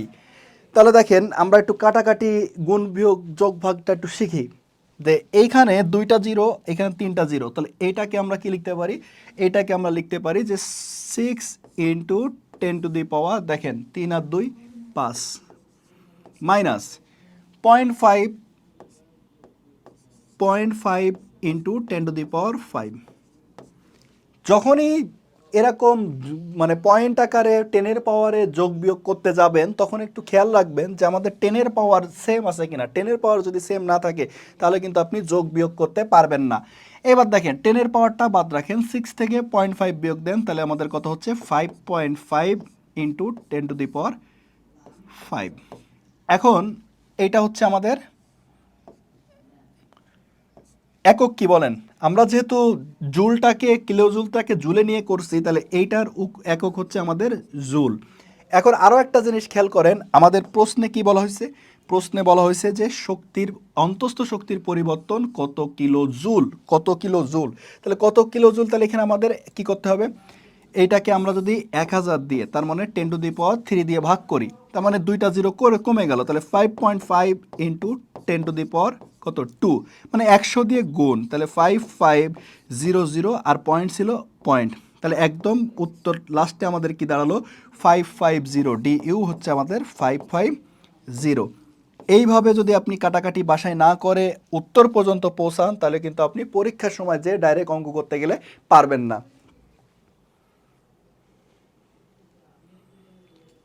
যেটা বলতেছিলাম যে আমাদের একটা লাইন একটু আগে পড়লাম যে ক্ষেত্রফলটাই হচ্ছে কৃতকাজ। এইরকম একটা যদি আমাদের কোনো গ্রাফ দিয়ে আপনাদেরকে বলে দেওয়া হয় যে ধরেন এ থেকে বিতে অথবা বি থেকে এতে যাওয়ার ফলে আমাদের কৃতকাজ কত, তখন আপনি কি করবেন? যে আমাদের রেখা দ্বারা আবদ্ধ স্থানের ক্ষেত্রফলটাই হচ্ছে আমাদের কি কৃতকাজ। রেখা দ্বারা আবদ্ধ স্থানের ক্ষেত্রফলটাই হচ্ছে কৃতকাজ। এখন আপনাদের কাজ যে যেই দুইটা পয়েন্ট আপনাদেরকে দেওয়া থাকবে, যেখান থেকে যেখানে, ঠিক ওইখান থেকে নিচে চলে আসবেন, একদম নিচে, ওইখান থেকে নিচে চলে আসবেন। নিচে আসলে এই যে অংশটুকু আসলো, এই অংশটার ক্ষেত্রফলটা বের করতে পারলেই, এই অংশটার ক্ষেত্রফল বের করতে পারলেই আপনার কি হবে? কৃতকাজ বের করা যাবে। এখন এই ক্ষেত্রফল আপনি দেখতেছেন এটা একটা ট্রাপিজিয়াম, অথবা আপনি এটাও বের করতে পারেন যে এই যে অংশটা, এই অংশটা কি একটা ত্রিভুজ, আর নিচেরটা একটা আয়তক্ষেত্র। এই দুইটা আলাদা আলাদা যদি আপনি বের করে যোগ করে ফেলেন, মোট কথা মোট ক্ষেত্রফলটা আপনার বের করতে পারলেই আপনার কি হবে? কৃতকাজ হবে। তাহলে আমি যদি এই ত্রিভুজটার ক্ষেত্রফলটা বের করতে চাই, তাহলে হাফ ইন্টু ভূমি গুণ উচ্চতা। ভূমি দেখেন এইখান থেকে এই পর্যন্ত হচ্ছে আমাদের ভূমির দৈর্ঘ্য, তার মানে 2 থেকে 5, তাহলে ভূমি হচ্ছে আমাদের কত? 3। উচ্চতা হচ্ছে এইখান থেকে এই পর্যন্ত 300 থেকে 600, তাহলে আমাদের বিয়োগ করলে কত হয়? 300। তাহলে এই অংশটুকু হচ্ছে আমাদের কি দাঁড়াচ্ছে? এইটা হচ্ছে আমাদের এই ত্রিভুজটার ক্ষেত্রফল। আর নিচের যে আয়তক্ষেত্রটার ক্ষেত্রফল, এটা হচ্ছে দৈর্ঘ্য কত আমাদের? দৈর্ঘ্য হচ্ছে আমাদের 3, আর প্রস্থ 0 থেকে 300, তার মানে 300। এই দুইটা যদি যোগ করি, তাহলে আমরা কিন্তু টোটাল এই অংশটার ক্ষেত্রফল পেয়ে গেলাম, আর এই টোটাল অংশের ক্ষেত্রফলটাই হচ্ছে আমাদের কৃতকাজ।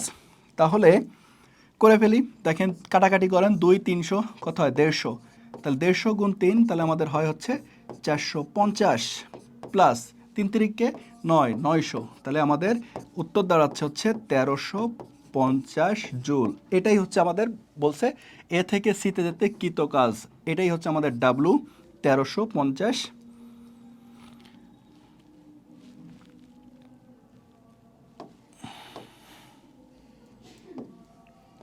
তাহলে যে কোনো অবস্থায় যদি একটা গ্রাফ দেওয়া থাকে, তাহলে সেই গ্রাফটা দিয়ে আপনি কি করবেন? ক্ষেত্রফল, ওই রেখা দ্বারা আবদ্ধ অংশের ক্ষেত্রফল বের করলেই আপনি সেখান থেকে কৃতকাজ পেয়ে যাবেন। গরমে গোসলের পর শরীরের কি হয় বলেন? অভ্যন্তরীণ শক্তি হ্রাস পায়, অভ্যন্তরীণ শক্তি বৃদ্ধি পায়, তাপমাত্রা বৃদ্ধি পায়, অভ্যন্তরীণ শক্তি ও তাপের কোনো পরিবর্তন নাই।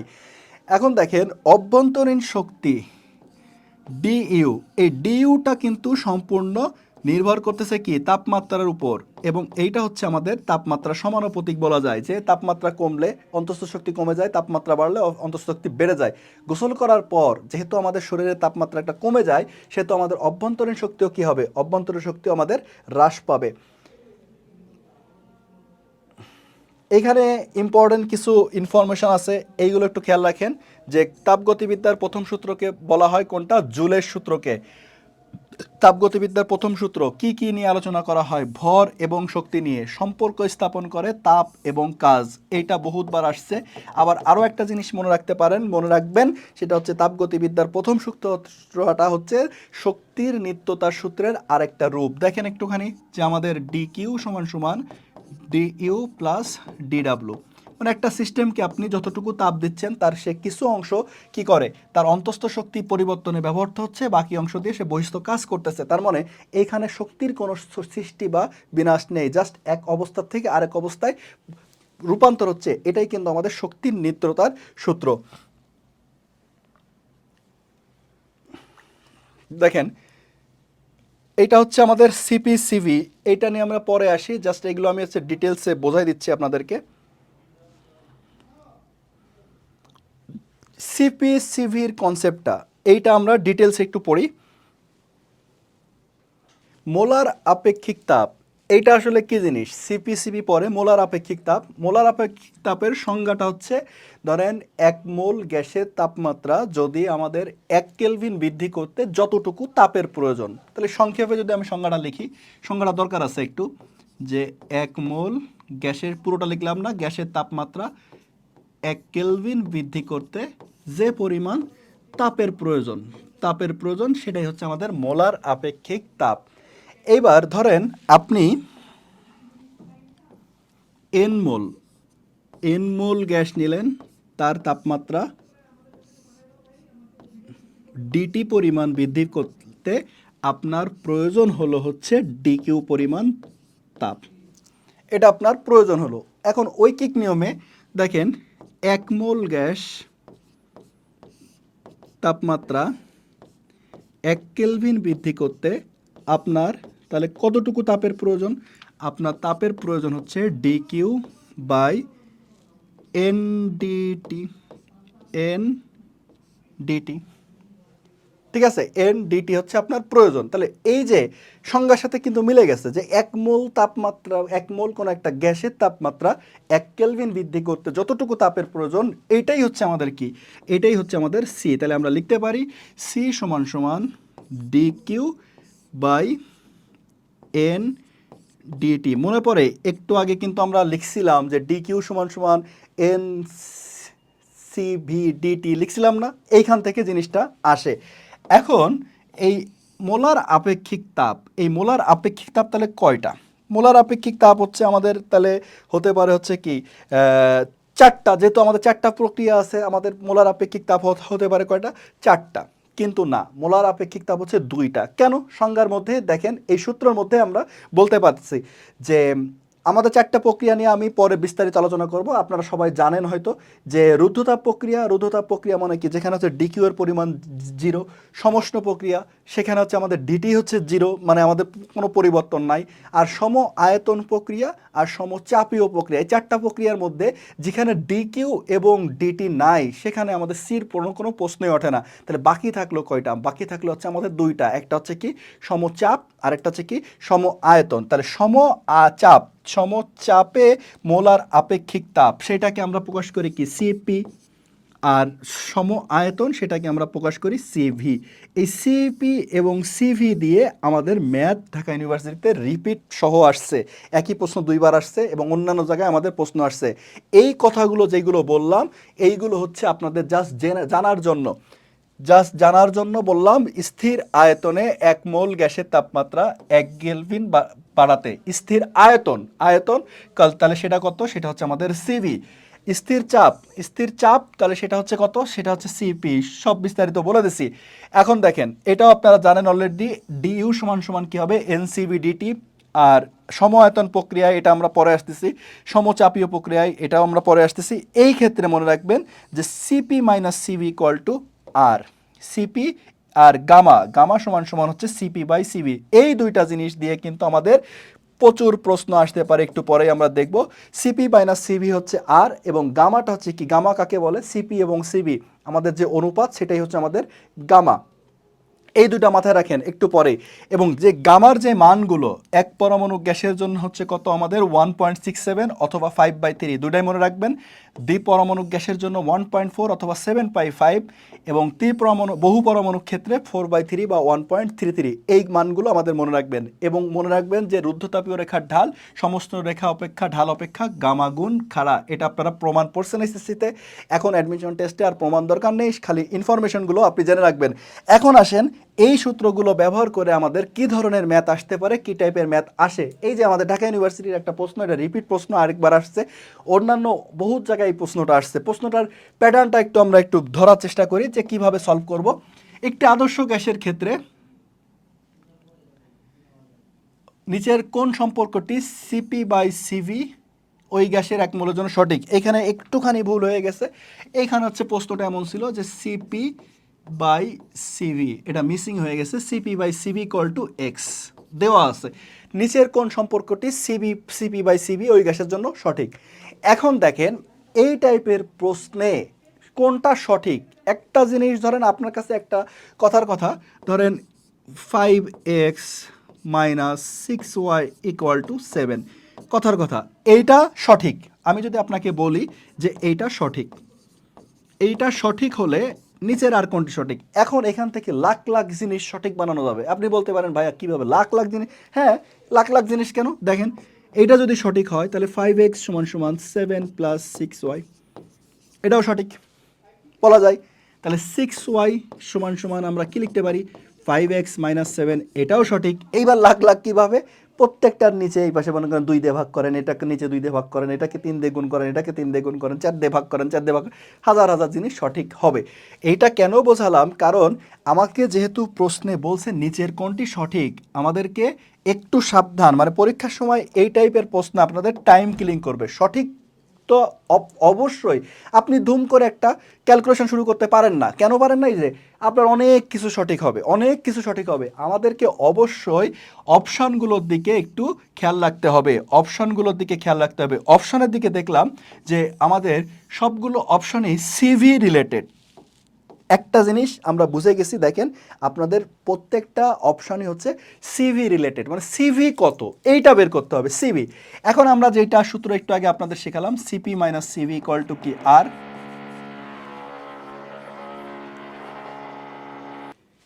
CP - CV = আর আরেকটা সূত্র দেখলাম CP/CV = গামা।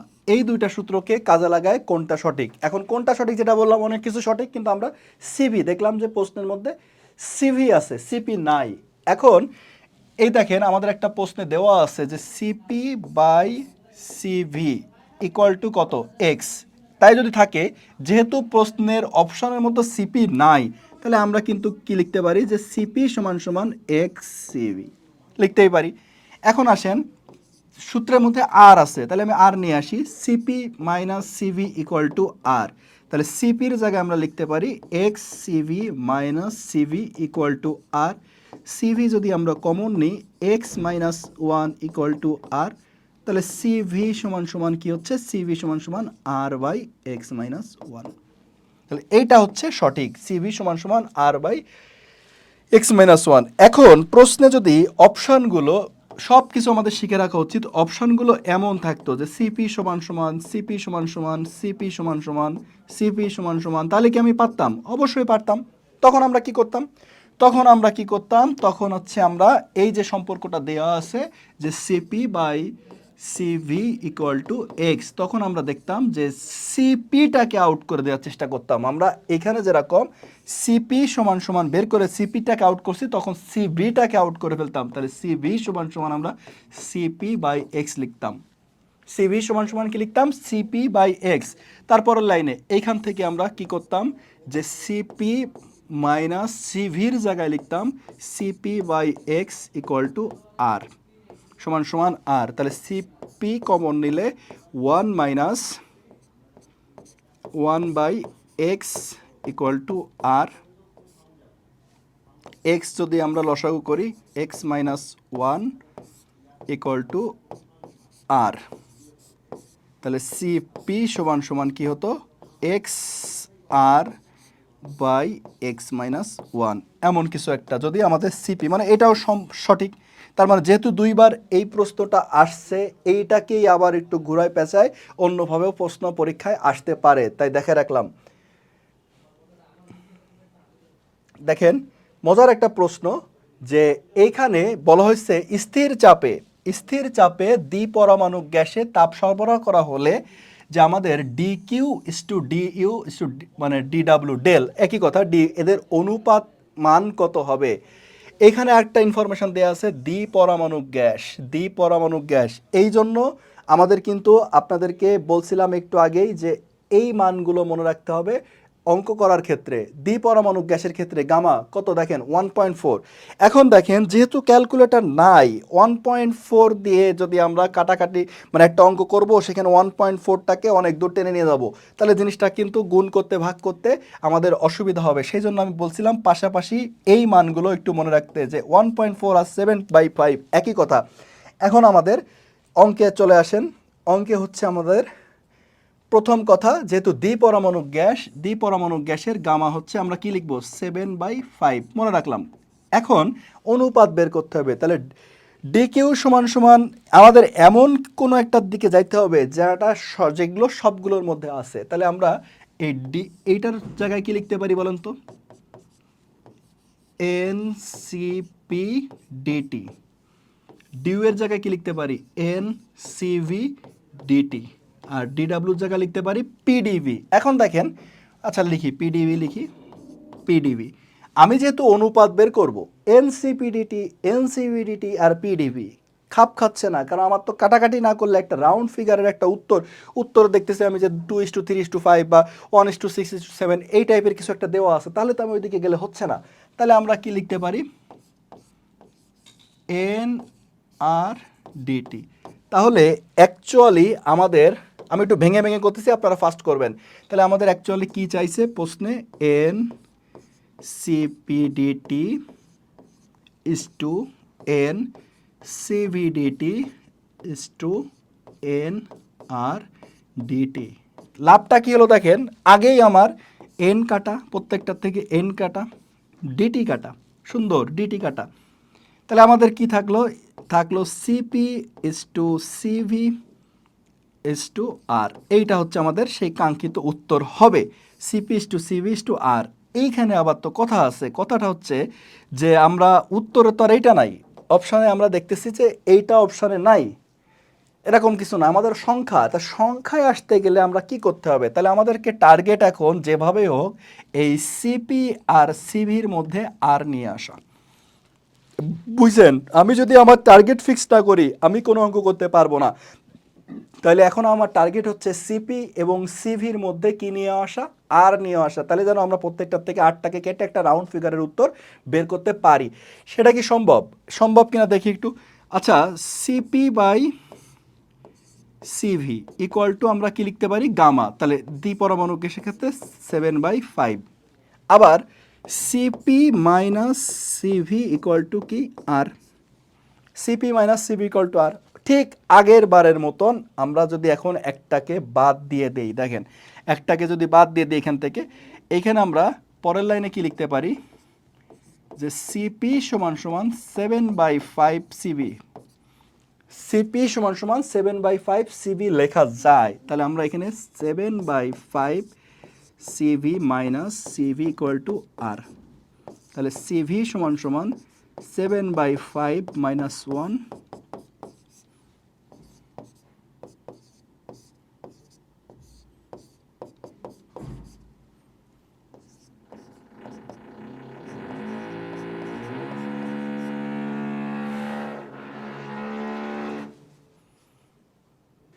সিভির একটা মান আমরা পেয়ে গেলাম, যার মধ্যে শুধুমাত্র আর আছে 5/2 আর। ভালো কথা, অনেকে এটা মুখস্থ রাখে, সিভি সমান সমান 5/2 আর। আপনি যদি মুখস্থ রাখতে পারেন ভালো, কারণ এটা আমাদের অন্যান্য অঙ্কেও কাজে লাগতে পারে। ঠিক একইভাবে আমি আবার সিপির মান বের করব। দেখেন এইখানে আমরা সিপি সমান সমান লিখছিলাম 7/5 সিভি। আবার আমরা লিখি যে সিপি বাই সিভি সমান সমান 7/5, CP by CV equal to 7/5। এইবার যদি আমরা সিভি লিখতে চাই, তাহলে দেখেন তো তাহলে সিভি সমান সমান কী হবে 5/7 সিপি, 5/7 সিপি। আবার ঠিক একইভাবে CP minus CV equal to R, সিভির জায়গায় আমরা কি লিখব 5/7 সিপি ইকুয়াল টু আর।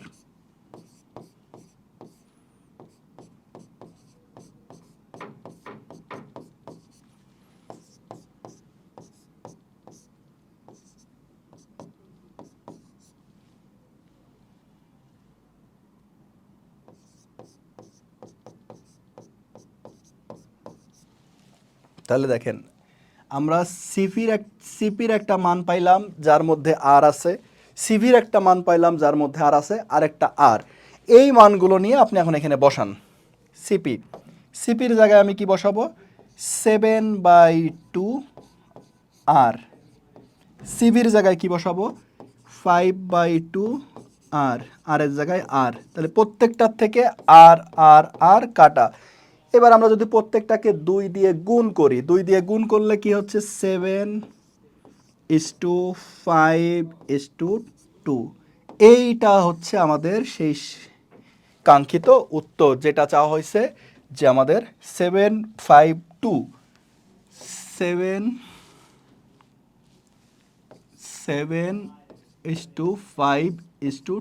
এমসিকিউর থেকে এই টাইপের প্রশ্ন আমাদের রিটেনে আসার সম্ভাবনা বেশি। আশা করি আপনারা ক্লিয়ার।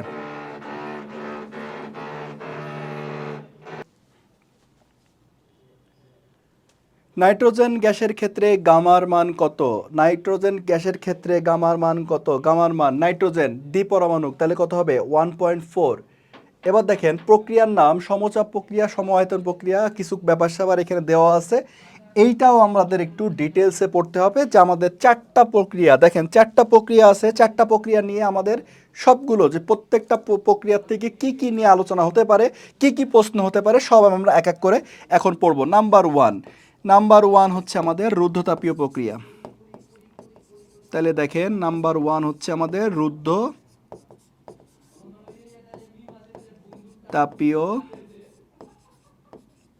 প্রক্রিয়া। এইখান থেকে কি কি প্রশ্ন হতে পারে? রুদ্ধতাপীয় প্রক্রিয়া, তাপকে রুদ্ধ করে ফেলা হয়েছে, তাই তো? তার মানে তাপ শক্তির কোনো পরিবর্তন হবে না। তাহলে নাম্বার 1 আপনি এখান থেকে মনে রাখবেন যে এই রুদ্ধতাপীয় প্রক্রিয়ার ডিকিউ কি হবে? ডিকিউ হবে হচ্ছে আমাদের 0, ডিকিউ 0। এখন ডিকিউ যদি 0 হয় তাহলে তাপগতিবিদ্যার প্রথম সূত্র যে ডিকিউ সমান সমান ডিইউ প্লাস ডিডব্লিউ। তাহলে ডিকিউ বাদ, ডিকিউ আমাদের কি হচ্ছে বাদ, তাহলে ডিইউ সমান সমান -ডিডব্লিউ। তাহলে এইটা দেখেন এই রুদ্ধতাপীয় প্রক্রিয়ায় অন্তস্থ শক্তিটুকুই আমাদের কিসে পরিণত হচ্ছে? কাজে পরিণত হচ্ছে। মনে রাখবেন এই বিষয়গুলোর থেকে যখন আমাদের এমসিকিউ আসবে হুটহাট করে উত্তর দেবেন না, একটু ঠান্ডা মাথায় করে চিন্তা ভাবনা করে তারপরে। ডিকিউ এর মানটা অন্তস্থ শক্তি পুরোটাই কিসে? কাজে পরিণত হচ্ছে। এইখানে আবার একটু কথা আছে যে ডিইউ আর ডিডব্লিউ, তাহলে আমাদের এরা হচ্ছে কি পরস্পর বিপরীতধর্মী, তাই না? এখন সিস্টেম যদি কাজ করে তাহলে এখানে সিস্টেম দেখেন কিভাবে আমাদের এমসিকিউ এখান থেকে আসবে। সিস্টেম যদি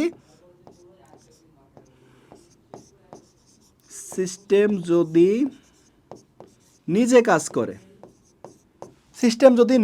করে, তাহলে আমরা কি জানি? আমরা জানি হচ্ছে সেক্ষেত্রে ডিডব্লিউ হবে হচ্ছে কি প্লাস, ডিডব্লিউ প্লাস। আর ডিডব্লিউ যদি প্লাস হয়ে যায় তাহলে সেই ক্ষেত্রে আমাদের ডিইউ কি হবে? ডিইউ হবে হচ্ছে মাইনাস। তাহলে আপনাকে যদি বলা হয় রুদ্ধতাপীয় প্রক্রিয়ায় সিস্টেম যদি নিজে কাজ করা হয় তাহলে অন্তস্থ শক্তি কি হবে? বাড়বে না কমবে? বলেন। ডিইউ হচ্ছে মাইনাস, তাহলে অন্তস্থ শক্তি কি হবে? হ্রাস পাবে। এই প্রশ্নগুলোর উত্তর কিন্তু মুখস্থ করলে আমরা জীবনও আনসার করতে পারবো না। আমরা একটু বুঝে শুনে জাস্ট একটুখানি সূত্রটা বসাবো, মানগুলো অটোমেটিক্যালি চলে আসবে। তাহলে সিস্টেমের উপরে যদি কাজ করা হয়,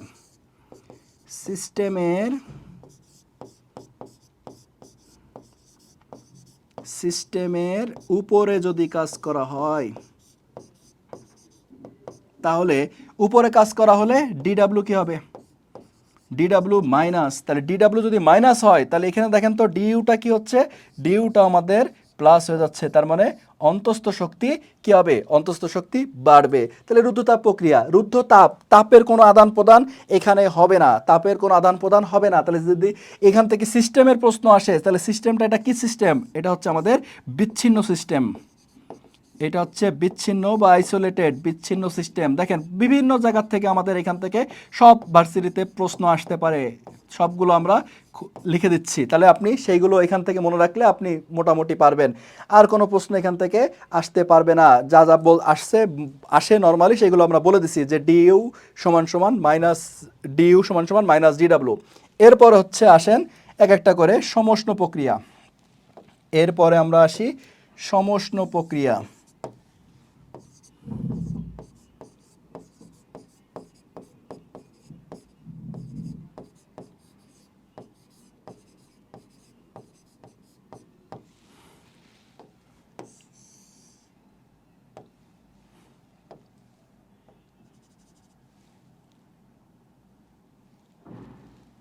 আরেকটা জিনিস এখানে একটু লিখে রাখেন, যে আমাদের রুদ্ধতাপীয় প্রক্রিয়ায় ডিডাব্লিউ কাজের সূত্রটা,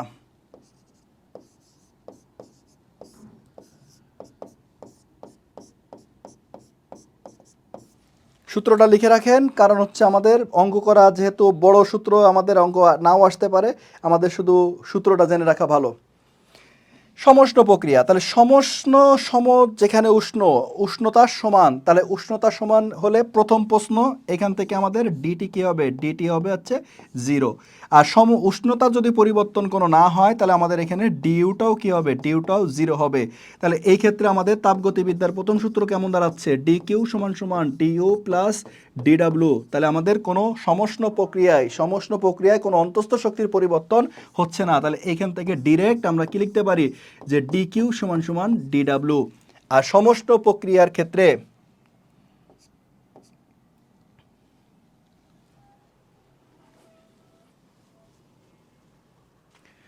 এইখানে আজকে উপরে কাজ হওয়াতে আপনাদের সাউন্ডের যেন সমস্যা না হয়, তাহলে মাঝে মাঝে একটু পজ দেওয়া হচ্ছে, আপনারা একটুখানি দেখবেন ক্ষমা সুন্দর দৃষ্টিতে। যাই হোক, এখন দেখেন যে যেটা বলতেছিলাম সমষ্ণ প্রক্রিয়ায়, তাহলে ডিকিউ সমান সমান ডিডাব্লিউ, ডিকিউ সমান সমান আমাদের ডিডাব্লিউ। আর এই সমষ্ণ প্রক্রিয়ার ক্ষেত্রে ডিডাব্লিউটা কি,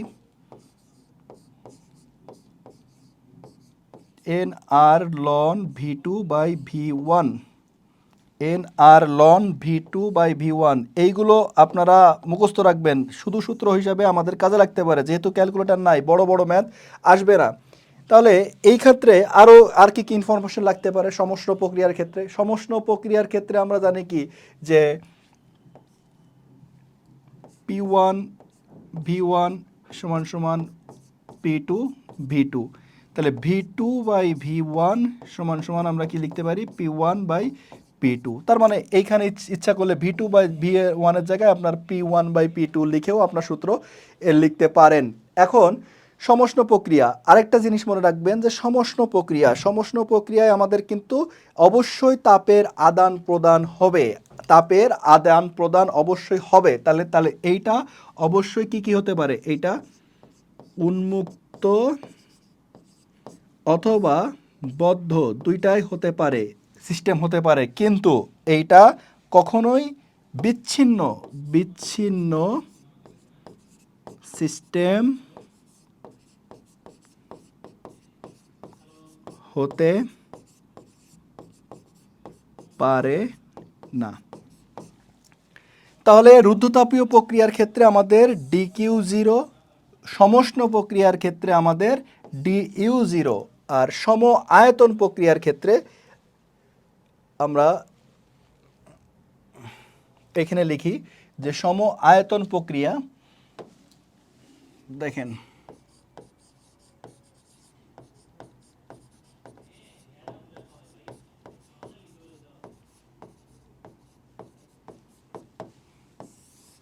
সম আয়তন প্রক্রিয়ার ক্ষেত্রে আয়তনের পরিবর্তন কি হবে, 0।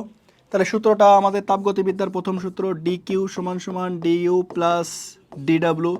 আর এবং আমরা এটাও জানি যে ডিকিউ সমান সমান ডিইউ প্লাস কি হবে, পি ডিভি। তাহলে ডিভি কি হচ্ছে, ডিভি 0, ডিভি 0 হলে পি ডিভি 0, ডিডাব্লিউ 0। তাহলে আমাদের ডিকিউ সমান সমান ডিইউ। যতটুকু তাপ দিবেন শুধুমাত্র কিসে পরিবর্তন হচ্ছে, টোটালটাই হচ্ছে আমাদের অন্তঃস্থ শক্তির পরিবর্তন হচ্ছে। এই ক্ষেত্রে ডিকিউ আমরা লিখতে পারি এনসিভি ডিটি, এনসিভি ডিটি।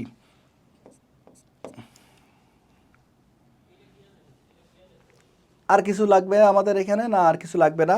এইবার হচ্ছে আমাদের সমচাপীয় প্রক্রিয়া।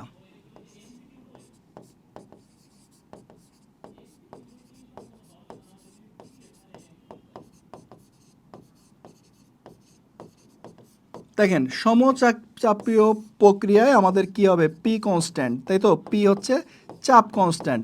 এখন তাপগতিবিদ্যার সূত্রের আমাদের যে রূপটা, যে ডি কিউ সমান সমান D U plus DW, D Q plus DW. এই ক্ষেত্রে কিন্তু আমাদের কোনোটা জিরো হচ্ছে না, সমচাপীয় প্রক্রিয়ার ক্ষেত্রে আমাদের সবগুলোই থাকতেছে,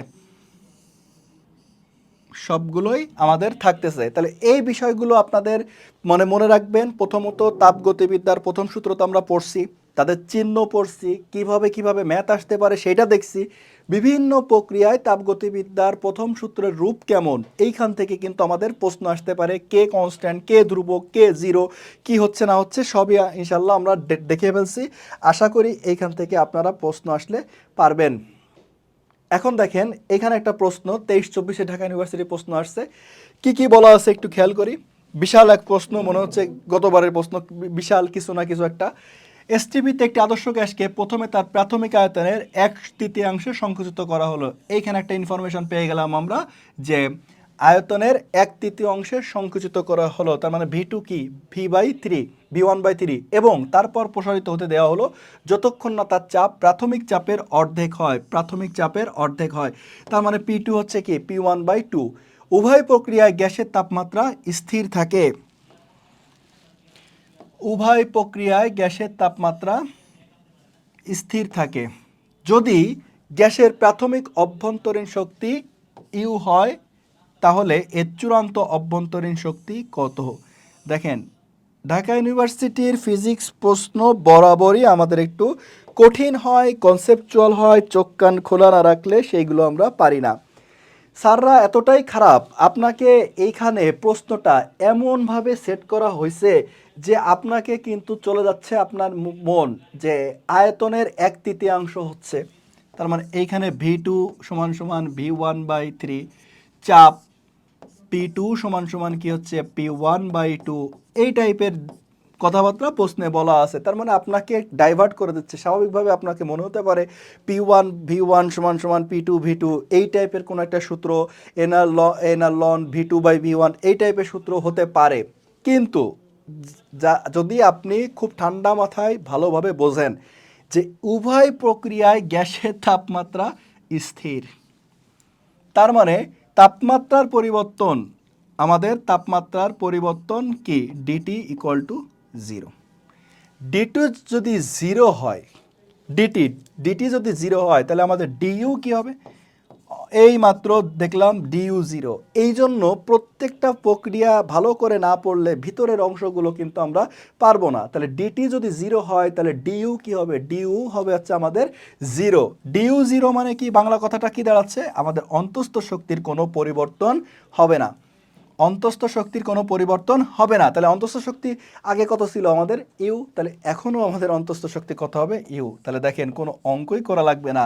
তাহলে ঢাকা ইউনিভার্সিটিতে যখন পরীক্ষা দিতে যাবেন অবশ্যই চোখ কান খোলা রেখে দেখবেন যে আসলে আমাদের যা বলতেছে হুট করে আমাদের আসলে অঙ্ক করা লাগতেছে না। অনেক কথাবার্তা বলা আছে, 1 ঘূর্ণন পর কৃত কাজ কত আসছে পরীক্ষায়, অনেক কিছু বলা আছে। তাহলে 1 ঘূর্ণন পর কেন্দ্রমুখী বল দ্বারা কৃত কাজ জিরো। এই জন্য অনেক বড় প্রশ্ন সাইজ দেখছেন, এত বড় প্রশ্ন দেখে মনে হতে পারে কি না কি, কিন্তু আসলে আমাদের আনসার করা লাগতেছে না, মানে অঙ্ক করা লাগছে না। এই জন্য প্রশ্ন বড় হলেই যে সেই প্রশ্ন কঠিন তা কিন্তু না, একটু সাবধান।